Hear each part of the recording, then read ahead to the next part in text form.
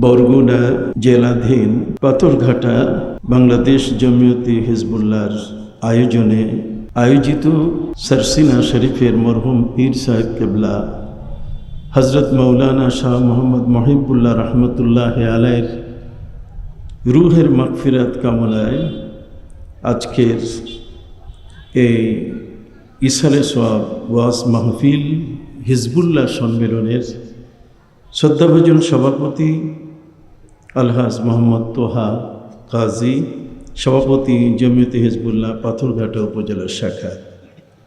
আজকের বিশেষ অতিথি মুফতি HM গোলাম কিবরিয়া বিন সাদেক, তথ্য ও গবেষণা সম্পাদক বরগুনা জেলা জমিয়তে হিজবুল্লাহ ও খতিব পাথরঘাটা কেন্দ্রীয় জামে মসজিদ সহ আজকের এই মাহফিলের মঞ্চে বসে আছেন বাংলাদেশ জমিয়তে হিজবুল্লাহ, আইম্মা হিজবুল্লাহ, যুব হিজবুল্লাহ সহ এলাকার বিশিষ্ট ব্যক্তি বর্গ, গুণীজন, আমন্ত্রিত মেহমানবৃন্দ। কষ্ট স্বীকার করে বাদ মাগরিব থেকে জিকির আসকারের যে মাহফিল হলো সেটাতে যোগদান করে উপস্থিত আমার পরম শ্রদ্ধেয় মুরব্বিয়ানে জাম, সমাবেশী ভাইরা, যুবক বন্ধুরা, স্নেহের এবং আদরের কচিকাচা শিশুরা, আজকের এই মাহফিলের সম্মানিত সুধীমণ্ডলী, পর্দার আড়ালে মা বোনেরা, আসসালামু আলাইকুম ওয়া রাহমাতুল্লাহি ওয়া বারাকাতুহু। বহুদিন পরে আজকে আপনাদের মাঝে আসা হলো। আল্লাহ তাআলার অশেষ শুকর যে আপনারা স্বতঃস্ফূর্তভাবে আজকের দিনের বেলায় পাথরঘাটা শহরে আমার আলোচনা এখানে হবে এর উপরে ভিত্তি করে আপনারা একটা মোটামুটি বড় ধরনের একটি মিছিল করেছেন।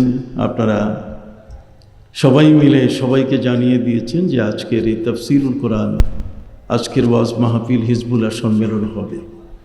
আমি আপনাদের প্রতি কৃতজ্ঞতা জানাচ্ছি, বিশেষ করে যারা আজকের এই মাহফিলের আয়োজন করেছেন তাদের প্রতি।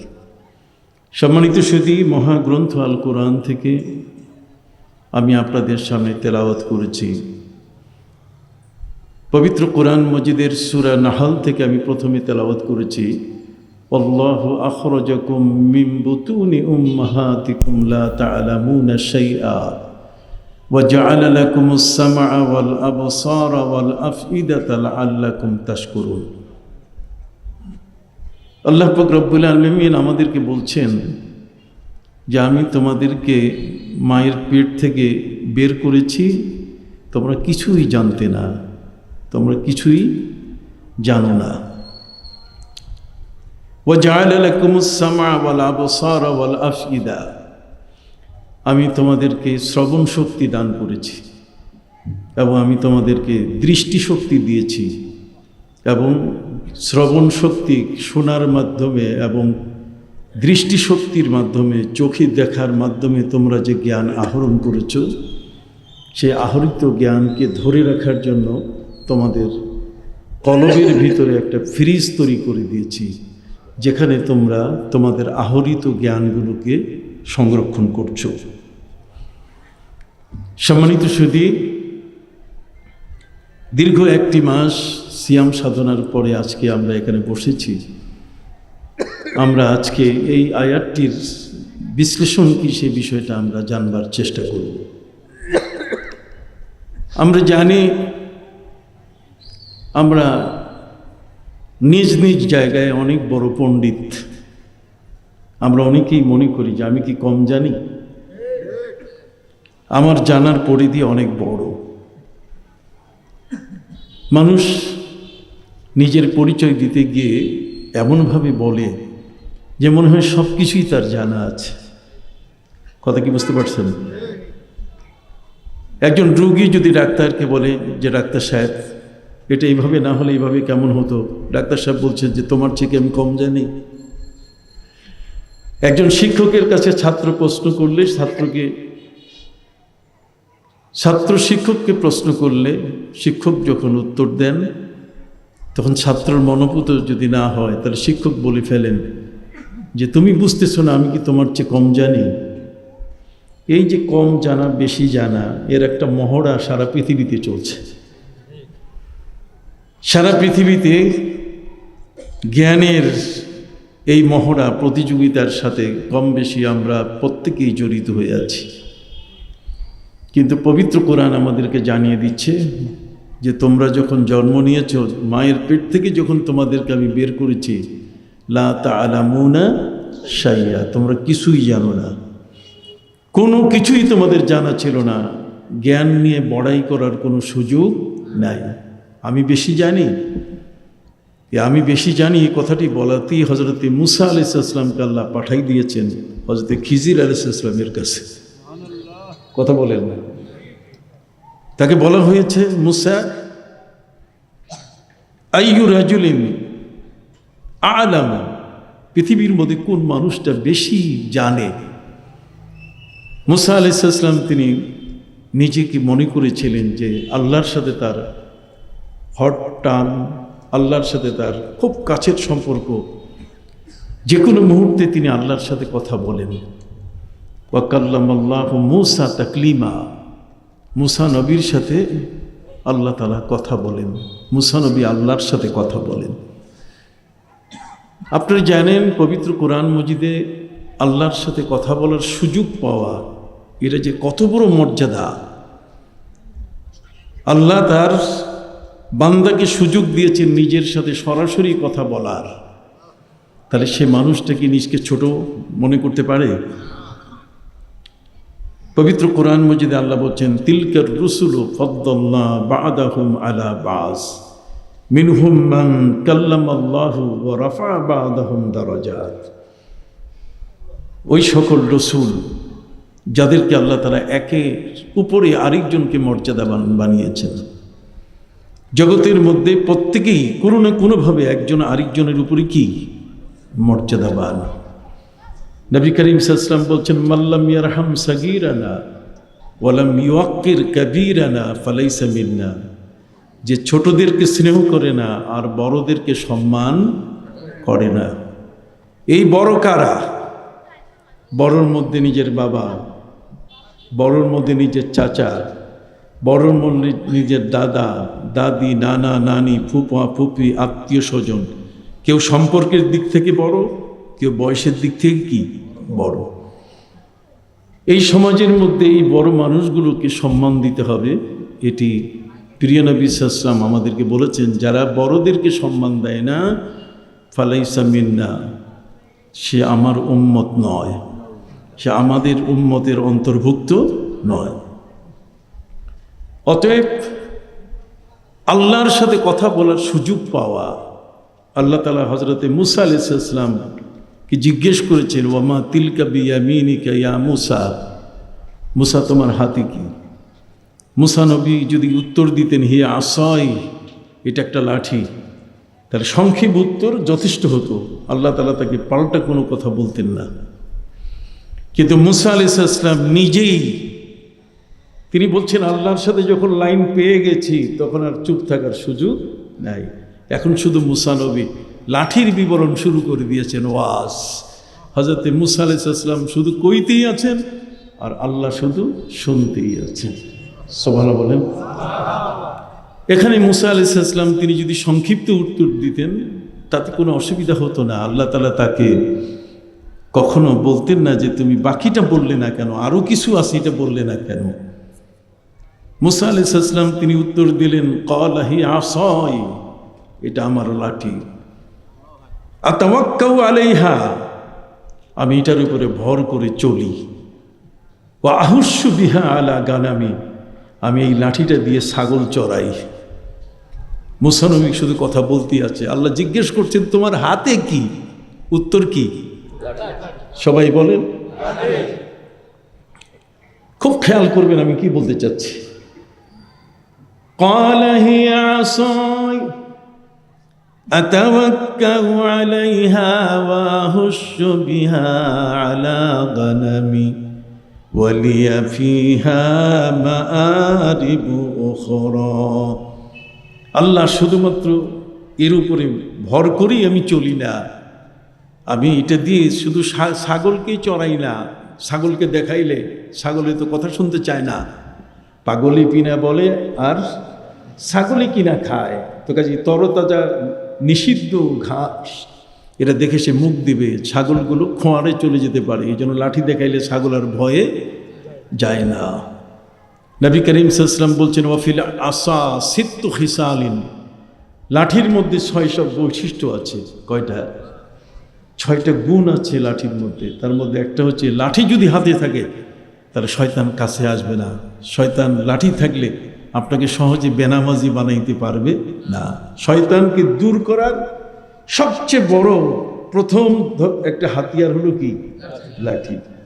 নবী করিম সাল্লাল্লাহু আলাইহি ওয়াসাল্লাম বলেছেন ওয়াফিল আসা সিত্তু খিসালিন, লাঠির মধ্যে 6টা বৈশিষ্ট্য আছে, গুণ আছে। তার মধ্যে একটি হলো শয়তান পালায়, আরেকটা হলো হিংস্র প্রাণী আঘাত করলে এটা দেখাইলে সেও পালাই যাবে। কথা কয়।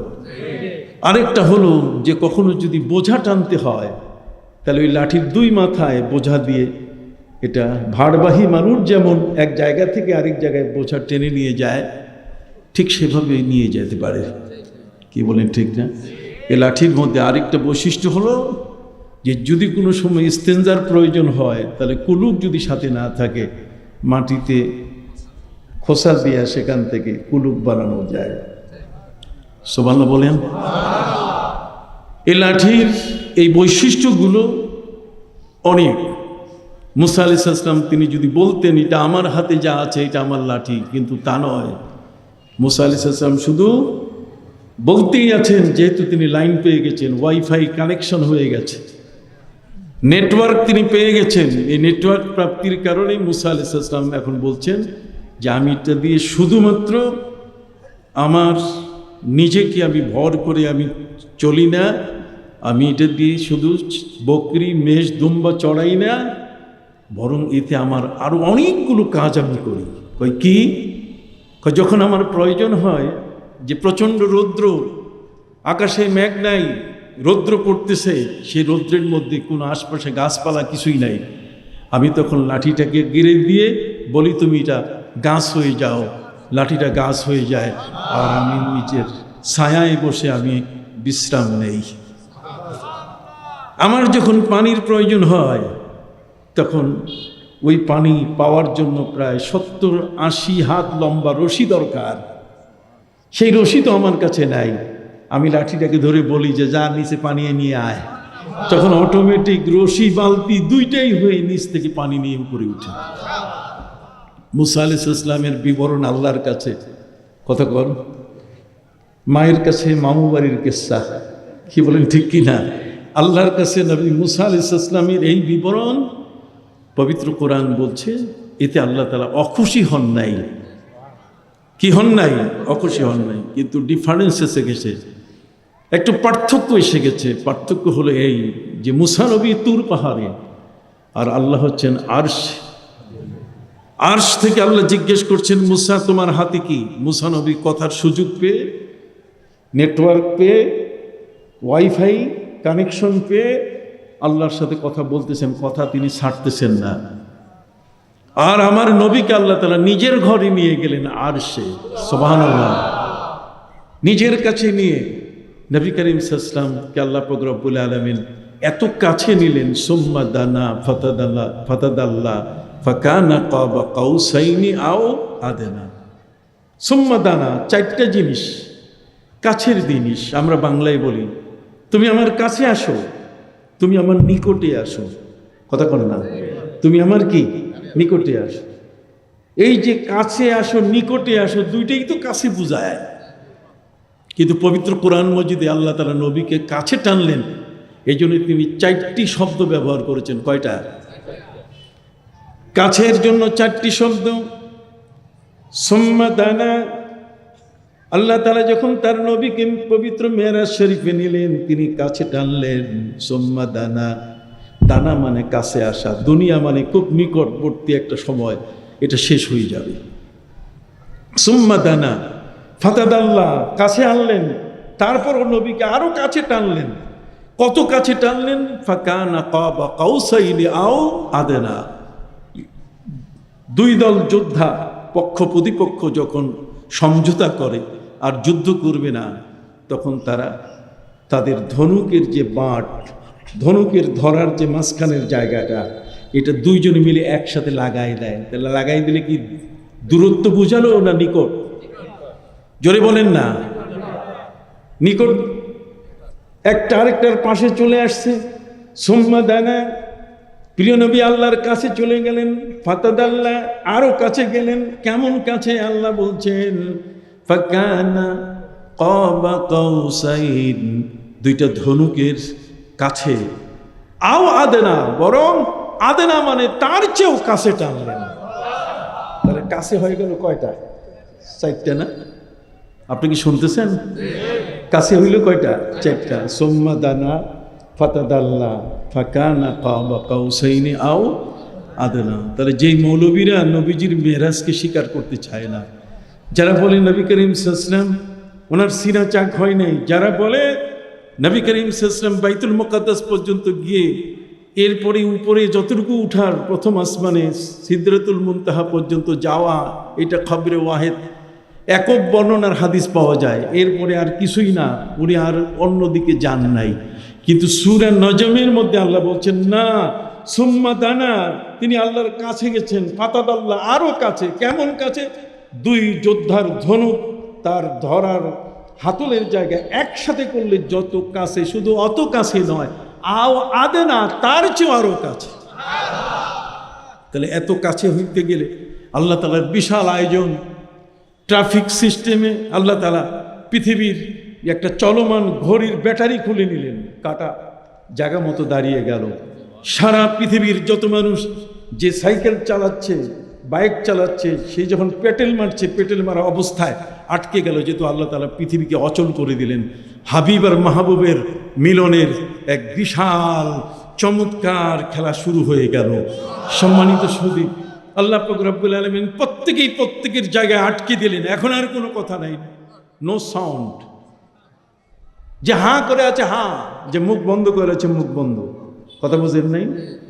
যে অবস্থায় ছিল আল্লাহ তাআলা তাকে সেভাবে আটকিয়ে রেখে এবার হাবিব আর মাহবুবের মিলন মেলা শুরু হলো আরশে আজিমে। তিনি আরশের মেহমান হলেন। কি বলেন, ঠিক কিনা? কুররায় জামহারিয়া, কুররায় নারিয়া, আকাশের মধ্যে আগুনের স্তর, যে আগুনের স্তর মানুষের মতো মানুষ সাধারণত পার হতে পারে না। এটা এমন একটা স্তর যেখানে শুধু বরফ আর বরফ, এটা পার হওয়ার কোনো সুযোগ নাই। আল্লাহ তাআলা বরফকেও স্টপ করে দিলেন যে তুমি ঠান্ডা হইতে পারবা না, আর আগুনকেও স্টপ করে দিলেন যে তুমি জ্বালাইতে পারবা না, যেহেতু আমার হাবিব আমার কাছে আসতেছে। গোটা জগৎ সমূহের সবগুলোকে অচল করে দিয়ে আল্লাহ পাক রব্বুল আলামিন তার প্রিয় নবীকে তার আরশে আজিমের জিয়ারতে নিচ্ছেন। সুবহানাল্লাহ বলেন। আর সেই জিয়ারতের জায়গাটাতে আপনি মৌলবী মাত্র ছোট্ট একটা টুপি মাথায় দিয়া, আপনি মৌলবী ছোট্ট একটা জামা কানা ফাড়া গায়ে দিয়া আপনি বলা শুরু করলেন যে না না না, নবী উপরে যাইতে পারেন নাই, উনি যাইতে পারেন। এটা খবরে ওয়াহেদ। আরে কেন খবরে ওয়াহেদ? এক ব্যক্তির বর্ণনা নয়, কোরআনের বর্ণনা। সুম্মা দানা ফাতাদাল্লা ফাকানা কাবা কাউসাইনি আও আদনা। তাফসীরের কিতাবের মধ্যে লেখা হয়েছে আল্লাহ পাক রব্বুল আলামিন সিদরাতুল মুনতাহার পরে জিবরিল আমিন যখন অফ হয়ে গেলেন, সহিহ বুখারীর হাদিসের মধ্যে বলা হয়েছে প্রিয় নবী সাল্লাল্লাহু আলাইহি ওয়াসাল্লাম হযরত জিবরিলকে বলেন, জিবরিল এতক্ষণ তুমি আমার সাথে ছিলে, এখন তুমি বাকি পথটা যাবে না কেন? কতক্ষণ?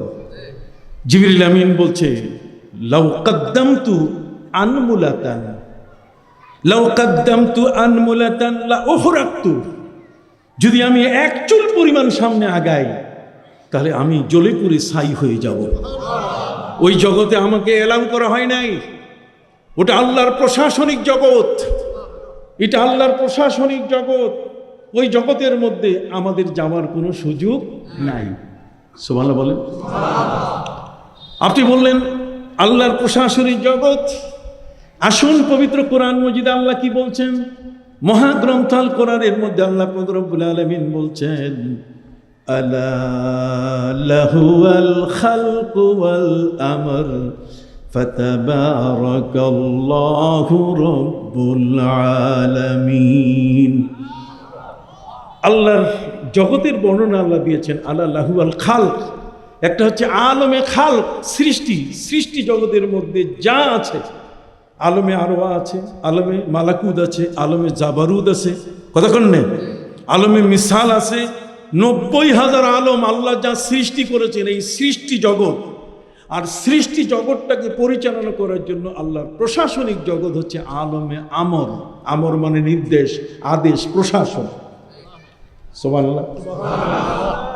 ভাইরা আমার, আপনি 7তলা বিল্ডিং বানিয়েছেন, আপনি 10তলা বিল্ডিং বানিয়েছেন, 10তলা বিল্ডিং পর্যন্ত আপনি উঠতে পারতেছেন, এরপরে এয়ার স্পেস শূন্য, ওই জায়গাটায় আপনার কোনো দখলদারিত্ব কি নাই। এই 7তলা পর্যন্ত, 7 পর্যন্ত আপনি উঠতে পারেন, তারপরে আর উঠার সুযোগ।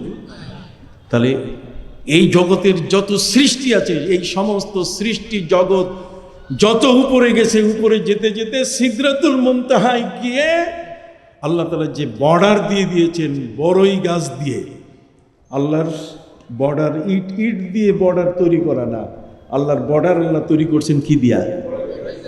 বড়ই গাছ দিয়া। সুবহানাল্লাহ বলেন।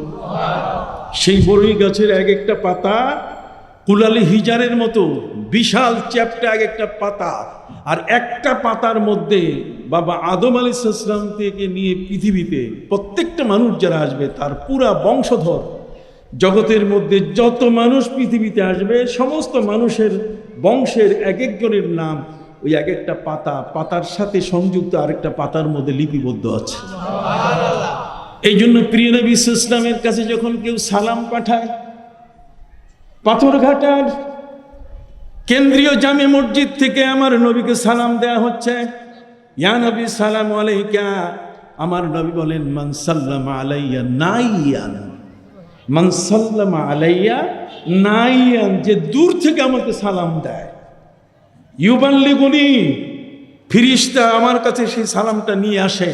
ওই সালামটা যখন উপস্থিত করে, আপনি এই মসজিদে দাঁড়িয়ে কে সালাম দিয়েছেন, নবী আপনাকেও চিনেন, আপনার বাবাকেও চিনেন, আপনার গোষ্ঠীর সবাইকে তিনি চিনেন। আমার নবীর, আমার প্রিয় নবী সাল্লাল্লাহু আলাইহি ওয়াসাল্লামের দৃষ্টিশক্তি কত বড়।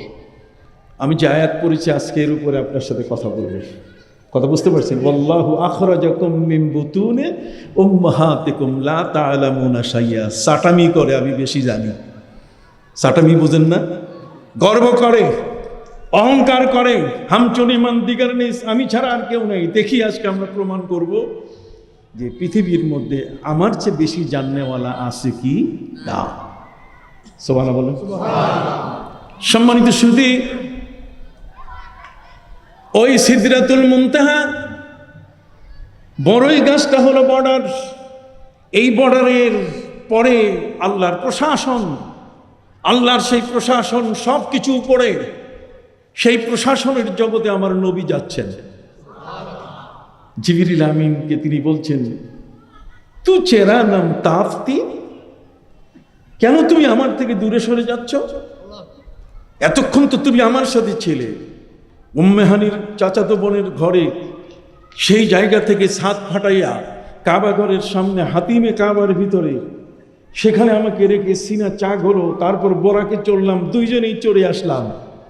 বাইতুল মুকাদ্দাসে গেলাম, 1,24,000 অথবা 2,24,000 নবী রসুলদের ইমাম হলাম।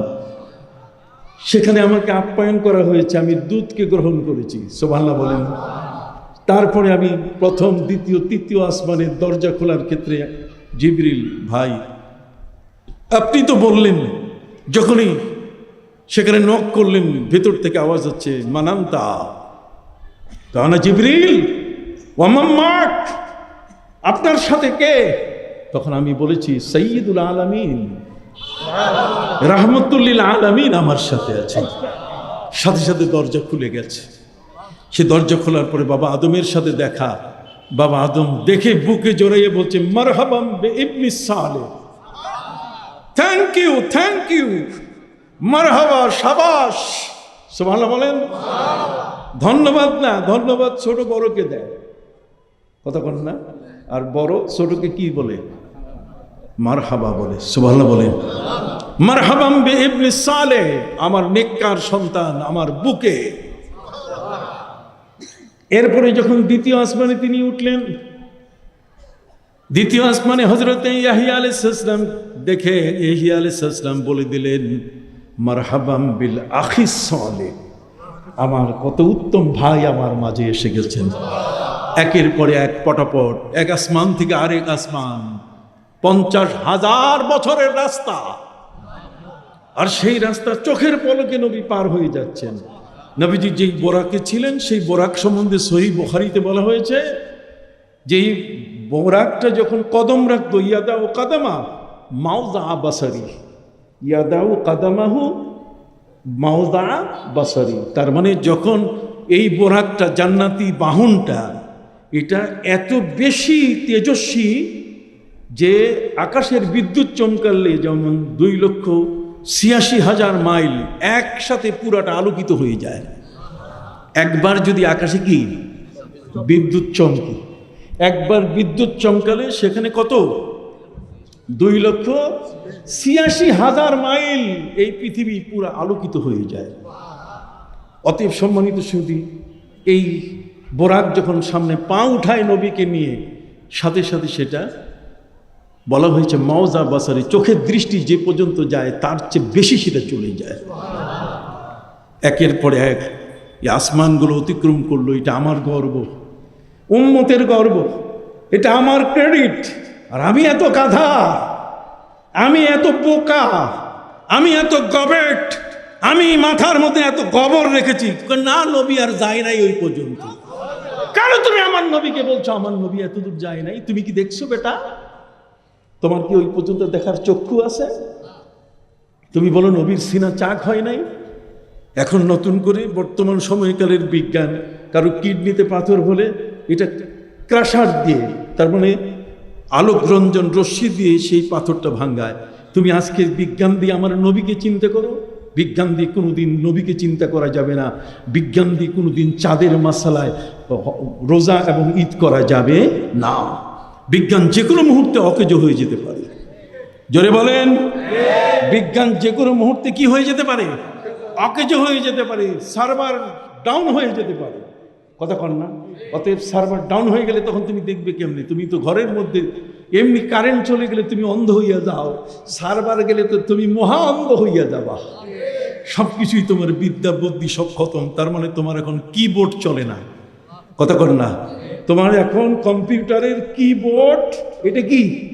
এইটা অচল হয়ে গেলে তুমি এখন কি বাইর করবা? স্ক্রিনের মধ্যে তো কিছুই নাই, সব আউট হয়ে গেছে। আপনার কথা কি বুঝতে পারছেন? আমি আমার ভাইদের খেদমতে আরজ করতে চাই, অনেক লম্বা কথা, অনেক লম্বা কথা। আল্লাহু আখরাজাকুম মিন বুতুনি উম্মাহাতিকুম লা তা'লামুনা শাইয়া, তুমি কিছুই জানো না। কি জানি না এটা জানা দরকার। কি জানি এটা জানা দরকার। তুমি কিছুই জানো না। পবিত্র কোরআন মজিদে আল্লাহ বলেন ওয়া মা উতিতুম মিনাল ইলমি ইল্লা কলিলা, বান্দা আমি তোমাকে যা জ্ঞান দিয়েছি একেবারে সামান্য, কথা বল না, একেবারে কি সামান্য। এই সামান্য জ্ঞান দিয়েছি, এটা দিয়ে তুমি ফরফর করো, নবী অমুকখানে যান নাই, অমুক সিদরাতুল মুনতাহা, এটা এগুলো মেরাজ প্রমাণিত না, নবীর সিনা চাক হয় নাই, নবীর সিনা কাটা হয় নাই, তুমি বলো। অথচ হযরতে আনাস ইবনে মালিক রাদিয়াল্লাহু তাআলা বলেন নবী করিম সাল্লাল্লাহু আলাইহি ওয়াসাল্লামের 4 বার সিনা চাক হয়েছে। আমি নবীজির জীবনের 10 বছরের খাদেম ছিলাম। 10 বছরের খাদেম হয়ে নবীকে আমি আমার জীবনে বহুবার তাকে গোসল দিয়েছি। আমার গোসল দেওয়ার, তার খেদমতে থাকার সবচেয়ে বড় একটা উদ্দেশ্য হলো যে নবীজিকে গোসল দিতে গিয়ে আমি তার বুকের এখানে যে সিনা চাক হয়েছে এইটা দেখতাম। এটা দেখে আমি আল্লাহর কাছে শুকর আদায় করতাম যে আল্লাহ তোমার নবীজি পবিত্র মেরাজে গিয়েছে, আর তুমি যে তার সিনা এটাকে কেটে তার ভিতর থেকে তুমি তার কলিজা, কতক্ষণ না তার কল্প সব কিছু বের করে এটা জমজম পানি দিয়ে ধুয়ে, কতক্ষণ না এটাকে সব কিছু যাবার উপযুক্ততা সৃষ্টি করে দেওয়া হয়েছে। এই সব বিষয়গুলো উনি বলছেন যে আমি আমার এই 10 বছরে যতবার নবীজিকে গোসল দিয়েছি, ততবার আমি এই বুকের এখানে গলা থেকে নিয়ে নবী করিম সাল্লাল্লাহু আলাইহি ওয়াসাল্লামের এই কাটা দাগটা ছিল নাভি পর্যন্ত। কোন পর্যন্ত? ইলাস সুররা, ইলাস সুররা, মিনাল হালাকে ইলাস সুররা। সুররা শব্দের অর্থ নাভি, নাভি পর্যন্ত ওই দাগটা দেখার জন্যই আমি তারে গোসল দিতে যাইতাম। তাহলে এই সমস্ত সাহাবী মিথ্যা বললেন? তাহলে সেই জ্ঞানটা কোন মাপের জ্ঞানে কোন কথা বলে, কতক্ষণ না আদার ব্যাপারী হয়ে জাহাজের খবর, কতক্ষণ না হাত উঁচু করে বলেন আদার ব্যাপারী হয়ে কি জাহাজের খবর। এই জন্য বিনয়ের সাথে বলছি, হযরত জিবরিল আমিন আমার প্রিয় নবী সাল্লাল্লাহু আলাইহি ওয়াসাল্লামকে তিনি খোলামেলা বলে ফেললেন, হে রাসূল, এই পুরা সফরে আমি আপনার সাথে ছিলাম, কিন্তু এখন আমার উপরে নির্দেশ জারি করা আছে, এখানে আমার উপরে এম্বার্গো করা আছে, আমি এর উপরে আর যাইতে পারবো না। আপনি যান, আপনি যান। নবী করিম সাল্লাল্লাহু আলাইহি ওয়াসাল্লাম, ঠিক আছে তুমি যদি না যাও ভাই, কিন্তু আমার সফর তো আমি বন্ধ করব না, আমার সফরে তো আমাকে যেতে হবে, যেহেতু আমার মকসুদ, আমার উদ্দেশ্য জিবরিল নন, আমার উদ্দেশ্য হচ্ছেন কে? স্বয়ং আরশের মালিক আল্লাহ আমার কি উদ্দেশ্য। কাজেই জিবরিল যদি পথে নাও যায়, কিন্তু আমাকে কি করতে হবে? যেতে। যেহেতু জিবরিল মেহমান ছিলেন না, জিবরিল ছিলেন সহযোগী, কথা বললাম। তিনি ছিলেন কি? সহায়ক। তিনি ছিলেন রাহবার, তিনি হচ্ছেন পথ প্রদর্শক, তিনি নবীকে তিনি নিয়ে যাওয়ার সঙ্গী ছিলেন। কথা কি বুঝতে পারছেন? আবার পথ প্রদর্শক মনে করে শব্দটা দিয়ে আবার কালকে ভাইরাল চালাইয়েন না যে নবীকে পথ প্রদর্শক, নবী বোধহয় কিছু জানতেন না। না না, অচানা পথে সব কিছুতেই নবী কথা বলবেন তা নয়, যেহেতু তার সাথে তো একজন পিএস আছে। পিএস বলুক না, কতক্ষণ না। প্রধানমন্ত্রী কি সব কিছু বলে? প্রধানমন্ত্রী সব কিছু বলে না, পিএস অনেক কিছু বলেন। কি বলেন? ঠিক না? কাজী হযরত জিবরিল আমিন হচ্ছেন আমার নবীর পিএস, প্রাইভেট সেক্রেটারি। কাজী জিবরিল আমিন তিনি নক করছেন। নবীর কি দরকার? প্রিয় নবী সাল্লাল্লাহু আলাইহি ওয়াসাল্লাম আকাশকে, প্রথম আসমানকে তিনি নক করবেন, তারপর প্রশ্ন আসবে মানান্তা, এত কিছু দরকার কি? নবী তো আল্লাহর প্রেমের সেই একজন দুলারা হয়ে তিনি রওনা করেছেন। তিনি আরশের মেহমান, তিনি কি আরশের।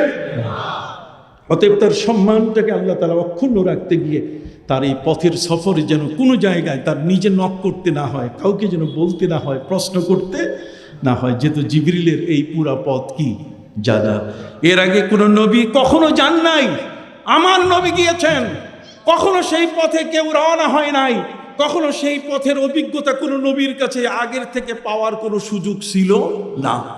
বাবা আদম আলাইহিস সালাম থেকে নিয়ে জগতের মধ্যে যত নবী এসেছেন, এইভাবে আরশের মেহমান হওয়ার কোনো রেকর্ড কোনো নবীর ক্ষেত্রে কি নাই। আপনি কি বুঝতে পারছেন বিষয়টা পরিষ্কার কিনা? অতএব জিবরিল আমিন নবীকে নিয়ে যাচ্ছেন সাথে। আল্লাহ বলছেন আমার বন্ধুকে সাথে নিয়ে আসো, নতুন পথ। কথা বলছে, তুমি তো ওখান থেকে এখানে পৃথিবীর মধ্যে আসো। নবী করিম সাল্লাল্লাহু আলাইহি ওয়াসাল্লামের 23 বছর 4 মাসে যে কোরআন তার উপরে নাজিল হয়েছে, জিবরিল আমিন নবীজির মদিনা মুনাওয়ারায় অথবা নবীজির সাথে তিনি দেখা করতে এই জমিনের মধ্যে এসেছেন এই 23 বছর 4 মাসে 24,000 বার। তাহলে 24,000 বার যিনি আসমান থেকে নিচে আসছেন, তার পথ সব জানা আছে না? দরজা কোনটা আছে সেটা জানা আছে না? কাজী বোরাকে তিনি চড়েছেন। বোরাকে চড়ার পরে নবীজি বললেন, ভাই তুমি ড্রাইভ করো, তুমি ড্রাইভ করো, হ্যান্ডেলিং করো, তুমি স্টিয়ারিংয়ে বসো। জিবরিল আমিন বলছেন, হুজুর এই বোরাক চালাবার কোনো অভিজ্ঞতা আমার কাছে কি নাই। নবীজি বলছেন, তাহলে এই বোরাক কেমনে আমি চালাবো? এটাও তো আমি প্রশিক্ষণ নেই। কয় না, এটা হচ্ছে টাচ মোবাইলের মতো। আপনি এখানে যখন বসবেন তো অটোমেটিক ফাংশন শুরু হয়ে যাবে। জোরে বলেন, আপনি যখন এটাতে বসবেন অটোমেটিক কি ফাংশন শুরু হয়ে যাবে। তখন সে আপনাকে নির্দেশনা দিয়ে যাবে, আপনি বসছেন, রেডি, ইয়াস, হ্যাঁ আমি রেডি, এখন ছাড়তে পারি, ওকে, ছেড়ে দিয়েছেন।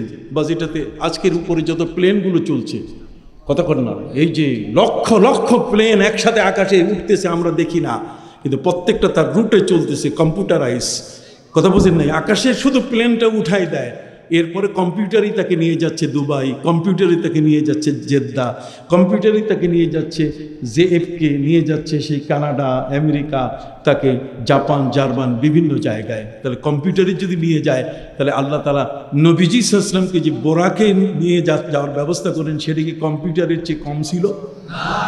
কাজী নবীর কিছুই করতে হয়নি, অটো নিয়ে যাচ্ছে, কোথায় কোথায় নিতে হবে সব সেখানে আগের থেকেই বলা ছিল। যা হোক সম্মানিত সুধী, একটা হচ্ছে আলমে খালক। আমার ওয়াজ কি বুঝতে কষ্ট হচ্ছে? আমি তো সিনেমা দেখি না, কাজে সিনেমার কোনো মহিলার গল্প আমি বলতে পারবো না, কথা বোঝেন নাই। আমি তো কোরআন হাদিস দেখি, অত কোরআন হাদিসের কথা ছাড়া আমি তো সিনেমার কোনো নায়িকার কথা আপনাকে বলতে পারবো না যে বিসমিল্লাহ আল্লাহর নাম নিয়ে আপনি দেখা শুরু করবেন, কথা বোঝেন নাই। আমি তো এটা বলতে পারি না, কথা বোঝেন না। এটা কোরআনের মজলিসের এই কথা নয়, কোন আলেমের মুখের এই কথা নয়, এটা অসম্ভব। এমন কথা কোন আলেম বলতে পারে না। বিসমিল্লাহ বলে নায়িকা যত সুন্দরী হোক তার দিকে দেখার কোনো ইসলামের অনুমতি কি নাই। এটার দ্বারা কুফরি হয়ে যাবে, কোরআনের সবচেয়ে বড় মারাত্মক সীমা লঙ্ঘন হয়ে যাবে, কথা বুঝছেন? এর দ্বারা ঈমান থাকবে না, তার নতুন করে ঈমান আনতে হবে, কথা বুঝতে পারছেন? সুধী মণ্ডলী, বন্ধুরা আমার, বিনয়ের সাথে আপনাদের কাছে বলতে চাই, প্রিয় নবী সাল্লাল্লাহু আলাইহি ওয়াসাল্লাম জিবরিল আমিনকে রেখে দিয়ে তিনি সিদরাতুল মুনতাহার পরে এরপর রফরফে যখন উঠলেন, রফরফের মধ্যে আল্লাহ তাআলা এমন কিছু আওয়াজ দিয়ে রেখেছিলেন যে আওয়াজটাতে নবী করিম সাল্লাল্লাহু আলাইহি ওয়াসাল্লামের একাকিত্ব আর নাই, তিনি যে একা, এই জিনিসটা কি আর মনে হচ্ছে না। কেন? যে উনি ওই রফরফের চোরে ওনার মনে হচ্ছে যে আবু বকর সিদ্দিক, উমর ফারুক পাশে কথা কইতেছে। উনি রফরফে উঠার পরে তার মনে হচ্ছিল যে পাশে হযরতে উসমান, হযরতে আলী কথা বলতেছে। তাহলে হযরতে উসমান, আলী, হযরতে আবু বকর সিদ্দিক, উমরে ফারুকের সাউন্ড সেখানে যদি দিয়ে নবীকে আশ্বস্ত করা হয়, এটা তো অন্যায় কিছু নয়। সেখানে তিনি আল্লাহর দরবারে গেলেন, দরবারে যেতে যেতে এত কাছে গেলেন, সুম্মা দানা ফাতাদাল্লা ফাকানা কাবা কাউসাইনি আও আদনা। আদেনার তাফসীর, তিনি আল্লাহর নিকটে গেলেন, আবার সেকেন্ড টাইম তিনি আল্লাহর নিকটে গেলেন, আরো কাছে গেলেন। দুই যোদ্ধার ধনুকের বাট একসাথে করলে যত কাছে তত কাছে গেলেন, তার চেয়েও অধিক কাছে গেলেন। এই আদেনা মানে অধিক নিকটবর্তী হওয়ার তাফসীর লেখা হয়েছে যে আল্লাহ তাআলা নবীকে পেয়ে তার রহমতের কোলে তুলে নিলেন। আমার নবী আল্লাহর কোলে, আমার নবী আল্লাহর কোলে। ঠিক ওই মুহূর্তে আল্লাহ পাক রব্বুল আলামিন আমার নবীকে কোলে নিয়ে আত্তাহিয়াত শেষ হওয়ার পরে এরপরে আল্লাহ পাক রব্বুল আলামিন আমার নবীকে তিনি ওহী করা শুরু করলেন। ফাআউহা ইলা আবদিহি মা আউহা। আল্লাহ এখন নবীকে বলা শুরু করলেন, আল্লাহ কথা বলতেছেন আর নবী শুনতেছেন। আরশের মধ্যে নবী গেলেন, আল্লাহর আরশে আজিমে আমার নবী মেহমান হলেন, সেখানে কথা বলতেছেন আল্লাহ আর শুনতেছেন কে? নবী। আর তুর পাহাড়ে মুসা আলাইহিস সালাম কথা বলতেছেন, শুনতেছেন কি? আল্লাহ।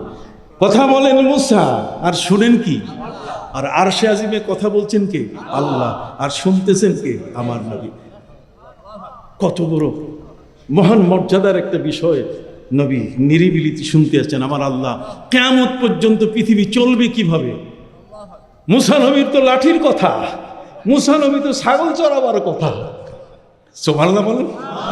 কোনোটাকে ছোট করে দেখার সুযোগ নাই, কিন্তু আল্লাহই তো আমাদেরকে বলে দিয়েছেন, তিলকার রুসুল ফাদ্দালনা বা'দাহুম আলা বাস মিনহুম মান কাল্লামাল্লাহু ওয়া রাফা বা'দাহুম দারাজাত।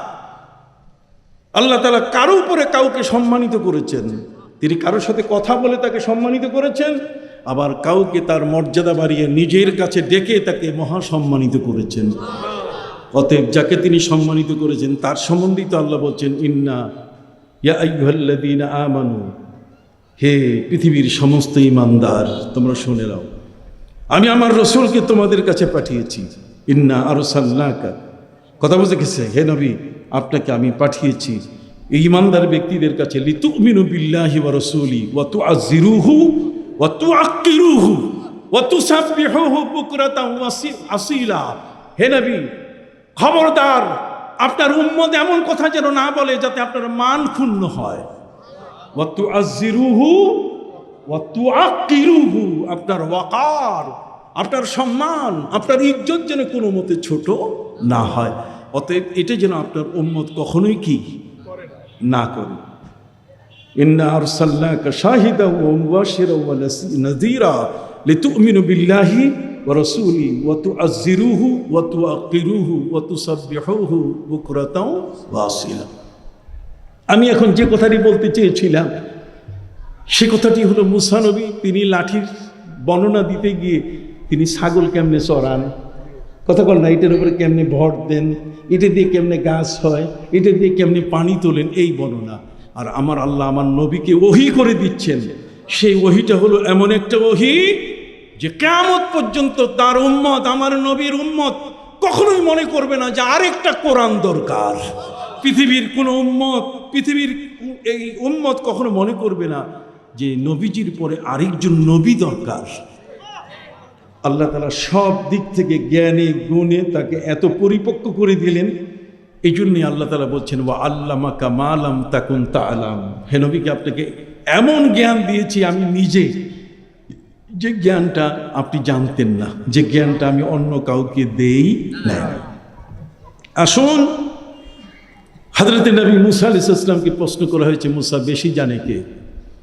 উনি তো বলছেন আমি আল্লাহর সাথে কথা বলি, ওই যে ছাগল চড়াই, কতক্ষণ আমি এটা দিয়ে ভর করে চলি, এটার অনেক কিছু করি। মুসা নবী বলছেন আল্লাহর সাথে আমার সম্পর্ক, আমার চাই কে বেশি জানে? উনি বলছেন আনা, আমি। সাথে সাথে আল্লাহ তাআলা তাকে একে তাৎক্ষণিকভাবে বলেন, মুসা স্টপ, মুসা থামো, বালা আব্দুনা খাদির, আমার একজন বান্দা আছে খিজির, সে তোমার চেয়ে বেশি জানে। তোমার চেয়ে কি জ্ঞানের প্রতিযোগিতা, যেমন আমি তোমার চেয়ে কি কম জানি, কথা কন না, তোমার চেয়ে কি আমার কম জ্ঞান আছে, তুমি আমার পণ্ডিতি শিখাইতে আসছো, কত ধরনের কথা আমরা বলি। হযরত নবী মুসা আলাইহিস সালাম তিনি বলে দিয়ে দিলেন আমি বেশি জানি, আনা আলামুন নাস। আল্লাহ বলে দিলেন না, বালা আব্দুনা খাদির, এই পৃথিবীর মধ্যে আমার একজন বান্দা আছে যার নাম হলো খিজির। পায়ে হেঁটে গেলে, মাটির উপরে পায়ে হেঁটে গেলে যখন পা তুলেন তিনি আরেকটা পা সামনে নেন, তখন পিছনের পায়ের ছাপটার উপরে অটোমেটিক সবুজ ঘাস গজিয়ে ওঠে। তাহলে যার পায়ের প্রতিটি ছাপের মধ্যে সবুজ ঘাস গজিয়ে ওঠে তার নাম কি? খিজির। খিজির মানে খাদারুন, খাদিরুন শব্দের অর্থ হচ্ছে সবুজ, সবুজ ঘাস। সেই সবুজ ঘাস যার পা দিয়ে পা উঠালে সেখান থেকে জন্ম নেয়, তার জ্ঞান তোমার চেয়ে কি অনেক বেশি। আসুন আমরা আলোচনা এখানে রেখে দিই, এই জায়গাটাতে রেখে দিই। এখন আমরা পিছনে ব্যাক করব। আমরা যে কোরআনের আয়াত পড়েছি, ওয়াল্লাহু আখরাজাকুম মিন বুতুনি উম্মাহাতিকুম লা তা'লামুনা শাইয়া, আল্লাহ বলছেন মায়ের পেট থেকে তোমাকে নিয়ে এসেছি, তুমি কিছুই জানো না, আমি তোমাকে জ্ঞানী বানাইছি, তুমি নিজে জ্ঞানী হওয়ার কোনো উপায় তোমার কাছে নাই।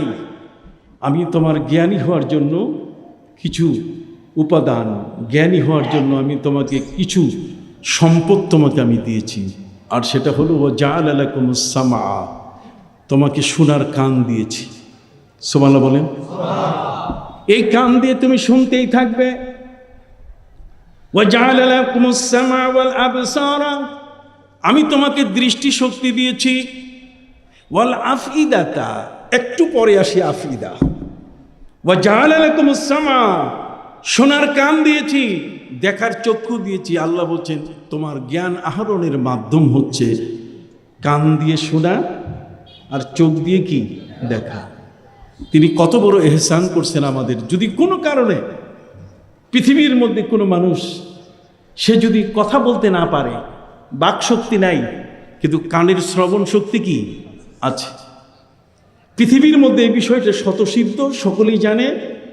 যে কথা শুনে না, যে লোকটা বধির, কথা শুনে না, সে কিন্তু লিখতে পারে না, কথা করে না। যে কথা শুনে না সে ভাষা লিখতে পারে না, যেহেতু ভাষাটা সে বুঝে না। ভাষা যদি না বুঝে তাহলে সে অক্ষর বুঝবে না। আপনি কথা বুঝতে পারছেন? আপনি তাকে লেখা শিখাইতে পারবেন না। কিন্তু পৃথিবীর চিরাচরিত নিয়ম আছে। নবী করিম সাল্লাল্লাহু আলাইহি সাল্লাম তিনি মক্কা শরীফে যখন প্রথম ইউনিভার্সিটি খুলেন, দারে আরকাম, এই দারে আরকামের মধ্যে 33 জন ছাত্র ছিলেন। নবী করিম সাল্লাল্লাহু আলাইহি সাল্লাম ছিলেন চ্যান্সেলর, আর ভাইস চ্যান্সেলর ছিলেন একজন অন্ধ মানুষ। তিনি হলেন হযরত আব্দুল্লাহ ইবনে উম্মে মাকতুম। আব্দুল্লাহ ইবনে উম্মে মাকতুম ওই পশ্চিমা জগতের কিছু বেহায়া, তারা আমাদের কোরআনকে নিয়ে বলে যে কোরআন প্রতিবন্ধী নিয়ে কথা বলেনি। প্রতিবন্ধী, দৃষ্টি প্রতিবন্ধী, অঙ্গ প্রতিবন্ধী, বাক প্রতিবন্ধী নিয়ে কথা বলেনি। মিথ্যা কথা। পবিত্র কোরআন মজিদে প্রতিবন্ধীর উপরে সূরা নাজিল করেছে, আর সেই সূরাটির নাম হলো সূরা আবাসা। নাম কি? হাত উঁচু করে বলেন, সূরা কি? আবাসা ওয়া তাওয়াল্লা আন জাআহুল আমা। হ্যাঁ, আপনি আরেক দিকে মুখ ফিরে চলা শুরু করছেন কেন? যে আপনার কাছে একজন অন্ধ আসতেছে। তো অন্ধ মানে দৃষ্টি প্রতিবন্ধী। কথা বলেন, দৃষ্টি প্রতিবন্ধীকে কোরআন মর্যাদা দিয়েছে। আল্লাহ বলছেন, নবী আপনি সেদিকে মুখ ফিরাবেন না, ওই অন্ধ মানুষটা যা বলতে এসছে তার কথা আগে শুনেন। প্রিয় নবী সাল্লাল্লাহু আলাইহি সাল্লাম প্রথম ইউনিভার্সিটি যখন খুলেন মক্কা আল মুকাররমায়, দারুল আরকাম ইউনিভার্সিটির চ্যান্সেলর ছিলেন নবীজি, আর এটার ভাইস চ্যান্সেলর কে? হযরত আব্দুল্লাহ ইবনে মাকতুম। কেন? নবী করিম সাল্লাল্লাহু আলাইহি সাল্লামের 10,000 সাহাবী হাফেজ ছিলেন। এই 10,000 সাহাবীর হাফেজের মধ্যে তার মধ্যে একজন আব্দুল্লাহ ইবনে উম্মে মাকতুম। তিনি চোখে দেখেন না, কিন্তু কানটা ঠিক ছিল। জোরে বলেন, কান কি ঠিক ছিল? অতএব কানে শুনে কোরআন মুখস্থ করা যায়। কানে শুনে কোরআন কি মুখস্থ করা যায়। একজন ব্যক্তি কানে শুনে না, কথা বোঝা গেছে, কিন্তু মুখে কথা বলে, তাহলে সেই ব্যক্তি কোন কথা বলছে এটা কিন্তু সে বলতে পারে না। কথা কি বুঝতে পারছেন? অতএব জ্ঞান আহরণের দুইটা মাত্র মাধ্যম, একটা কি কান, আরটা কি চোখ। তাহলে চোখ দিয়ে আমরা যা কিছু দেখছি, চোখ হলো ক্যামেরা। চোখটা হলো কি ক্যামেরা।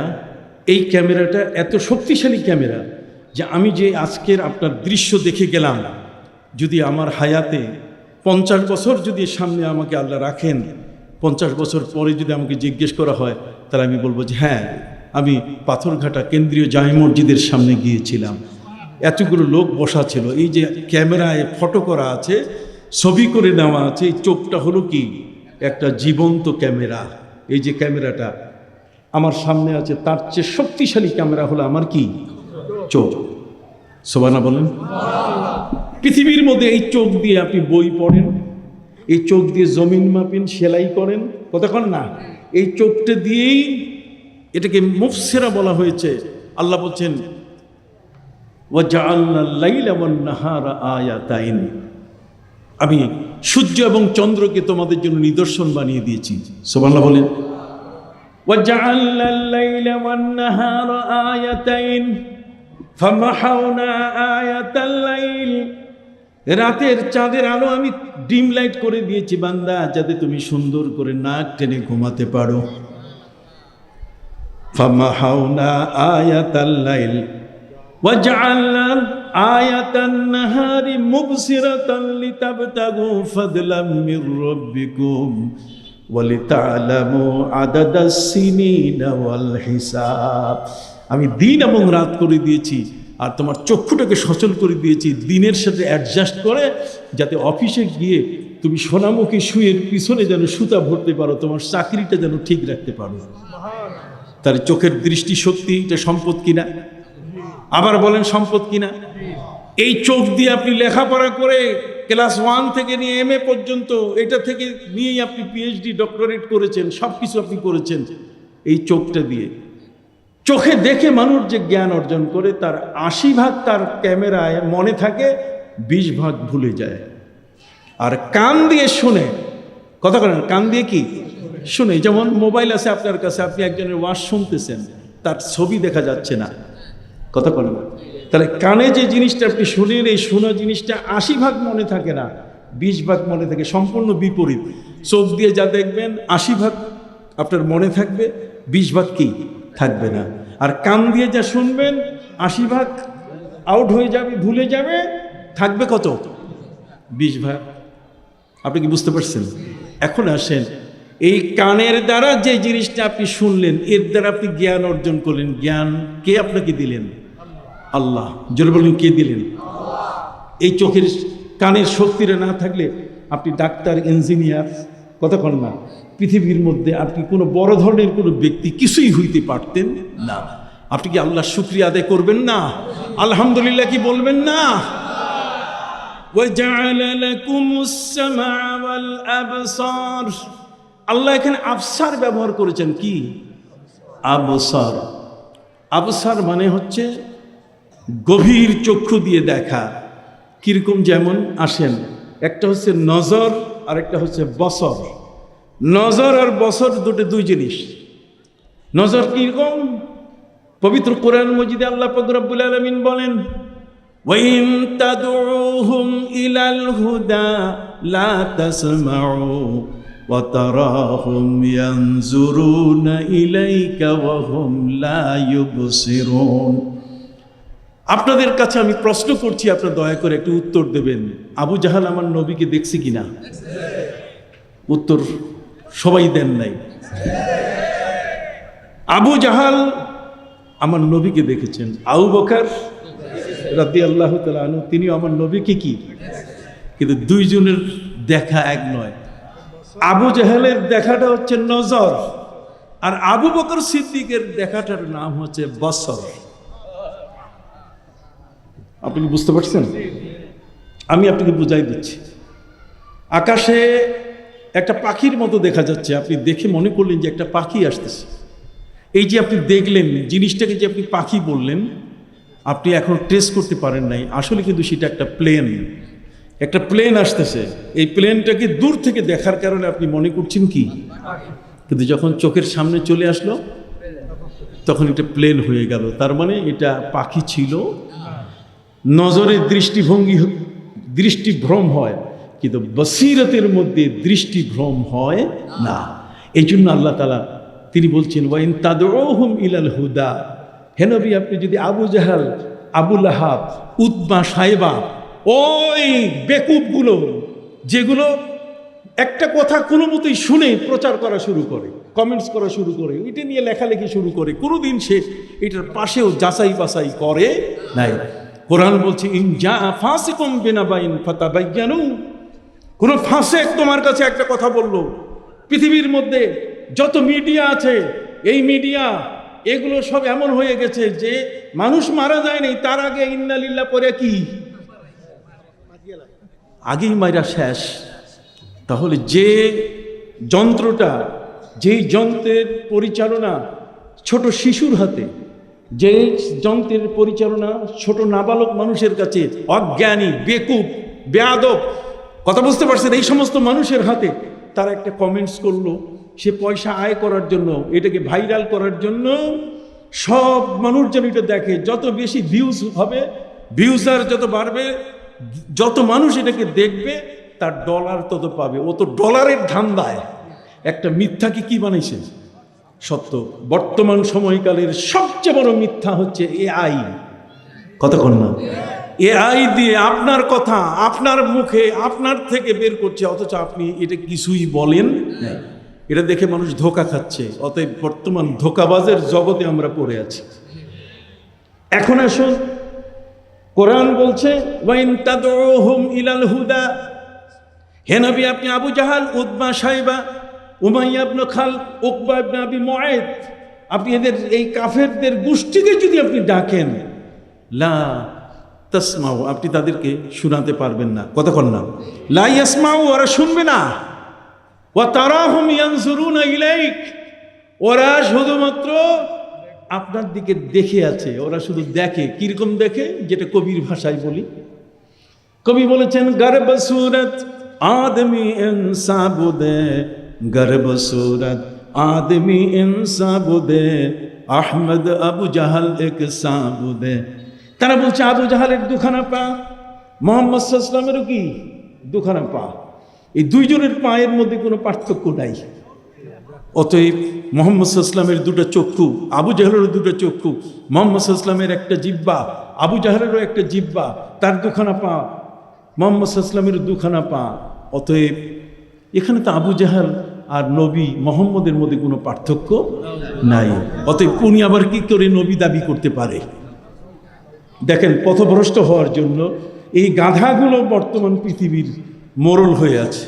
তার মানে তারা বলে যে গাভীর চারখানা পা আছে, গাভী দুধ দেয়। অতএব এই টেবিল, এখানে কি আছে? টেবিল। এই টেবিলের চারখানা পা আছে, টেবিল দুধ দিবে না কেন? এই গাধাটাকে কোন জায়গায়, কোন বিশ্ববিদ্যালয়ে আপনি পড়াবেন? কতক্ষণ? গাভীর কি চারখানা পা, গাভী কি দুধ দেয়। টেবিলের চারখানা পা আছে, টেবিলও কি দুধ দিবে? এই জাহেল নবী করিম সাল্লাল্লাহু আলাইহি ওয়াসাল্লামের যুগে আমার আল্লাহ বলছেন ওয়াইন তাদউহুম ইলাল হুদা, এই দৃষ্টির মানুষগুলোকে যদি আপনি হেদায়েতের পথে ডাকেন, লা ইয়াসমাউ, এরা শুনবে না। কেন? ওয়া তারাহুম ইয়ানজুরুনা ইলাইক, ওরা শুধু আপনাকে চোখে দেখে, ওরা মনে করে সেম আপনি আর তাদের শারীরিক গঠনের মধ্যে কোনো পার্থক্য নাই। ওয়াহুম লা ইউবসিরুন, ওরা কিন্তু ভিতরটা দেখে না যে আপনি নবী কত বড় মহা জ্ঞানের অধিকারী। আপনি নবীর সিনার মধ্যে আল্লাহ তাআলা আরশের জ্ঞান ঢেলে দিয়েছেন। কতক্ষণ না এত জ্ঞান ভান্ডার আপনাকে দিয়েছেন। আপনার মুখের বাণী, আপনার চোখের দৃষ্টি, আপনার হাতের ইশারা। আবু জাহাল আর আপনার মধ্যে হাত থাকতে পারে দুজনের, কিন্তু আবু জাহেলের আঙ্গুল দিয়ে কোনোদিন চাঁদ দ্বিখণ্ডিত হবে না, আর আপনার আঙ্গুল দিয়ে চাঁদ দ্বিখণ্ডিত হয়ে যাবে। অতএব ওয়া তারাহুম ইয়ানজুরুনা ইলাইহি, তারা শুধু আপনার দিকে চোখে দেখে, মনে করে তার দুখানা পা আছে, তার হাত আছে দুখানা, হাতের 5টা আঙ্গুল আমারও আছে, কিন্তু আমার নবীর একটা আঙ্গুলে আকাশের চাঁদ কি। শুধু তাই নয়, কবি বলেছেন वो पत्थरों के टुकड़ों को कलीमा पढ़ाना, इशारे से सूरज को वापस बुलाना। वो पत्थरों के टुकड़ों को कलीमा पढ़ाना, इशारे से सूरज को वापस बुलाना। दरख्तों को अपना कदम पे झुकाना, ये हुकूमत नहीं है तो फिर और क्या है। এখনো পৃথিবীতে আপনি কোন ইসলাম বলতেছেন আর আসল ইসলাম কোনটা, এটা বলার বুঝার মতো আলেম আছে কিনা? হাত উঁচু করে বলেন, আছে কিনা? কোন আলেম, কে কি করে, এটা কোনটা ভালো কোনটা মন্দ আপনি গোজামেল দিবেন? রোজা আর পূজা, এটা এই দেশের মানুষ, এই দেশের আলেম সম্প্রদায় কোনোদিন মানবে না। মানবো আমরা? হাত উঁচু করে বলেন, আমরা কি মানব? আমরা কখনোই কি মানব না, অসম্ভব, হতে পারে না।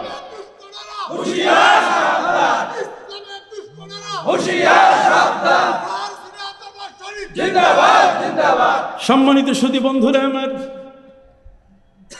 জ্ঞানের বিবেচনায় আমার নবী আর যারা দুষ্টামি করে তারা কি এক? পরীক্ষার হলে 3 জন পরীক্ষার্থী আসছে। কয়জন? এই 3 জনের পরীক্ষা হবে, 3 জনকে প্রশ্ন করা হবে একটা। কয়টা? আর সে প্রশ্ন হবে হুইজ মোহাম্মদ, মোহাম্মদ সাল্লাল্লাহু আলাইহি ওয়াসাল্লাম কে? কথা বোঝেন নাই? পরীক্ষার হলে 3 জন পরীক্ষার্থী বসে গেছে 3টা জায়গায় ফাঁক ফাঁক হয়ে, যার যার মতো উত্তর দেবে। এই প্রত্যেকের নামের শুরুতে আবু আছে। এক সিটে বসছেন আবু জাহেল, আরেক সিটে আবু লাহাব, আরেক সিটে আবু বকর। কথা কর না, এই সবার নামের শুরুতে কি আছে? আপনাদের কি কষ্ট হচ্ছে বাবা? দুটো কথা বলে যাই, মনে রাখবেন বহুদিন পরে এসেছি, আবার কবে আল্লাহ নিয়ে আসেন জানি না। শয়তানি তো চতুর্দিকে আছে, ঠিক কি না? একটা মানুষ ওয়াজ করতে আসবে, সে আল্লাহ রসুলের কথা বলবে, সেটা বলতে দিবে না। ইসলাম কায়েম করবে, ইসলাম কায়েম করবে, ইসলাম কায়েম করবে। আর ইসলামকে তো তুমি প্রকাশ করতেই দিচ্ছ না, ইসলাম কায়েম করবা কেমনে? এটা অসম্ভব, এটা কখনো হবে না। সম্মানিত সুধী, তিনজন পরীক্ষার্থী পরীক্ষা দিচ্ছে, প্রশ্ন একটা, মোহাম্মদ কে? মোহাম্মদ সাল্লাল্লাহু আলাইহি ওয়াসাল্লাম কে? আবু জাহাল উত্তর দিল, মোহাম্মদ হলেন আব্দুল্লাহর পুত্র। আর আবু লাহাব সে উত্তরপত্রে লিখল, মোহাম্মদ হলেন আব্দুল মুত্তালিবের নাতি। দুইটাই শুদ্ধ।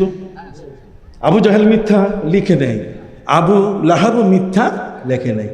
আর আবু বকর লিখলেন, মোহাম্মদ হলেন আল্লাহর রসুল। এই তিনজনের উত্তর যদি এই ইন্টারমিডিয়েট পাশ করা পিটিআই, কথা বল না, ট্রেনিং নেওয়া, এমন যদি কাউকে দেওয়া হয়, তাহলে উনি দেখে বললেন ওকে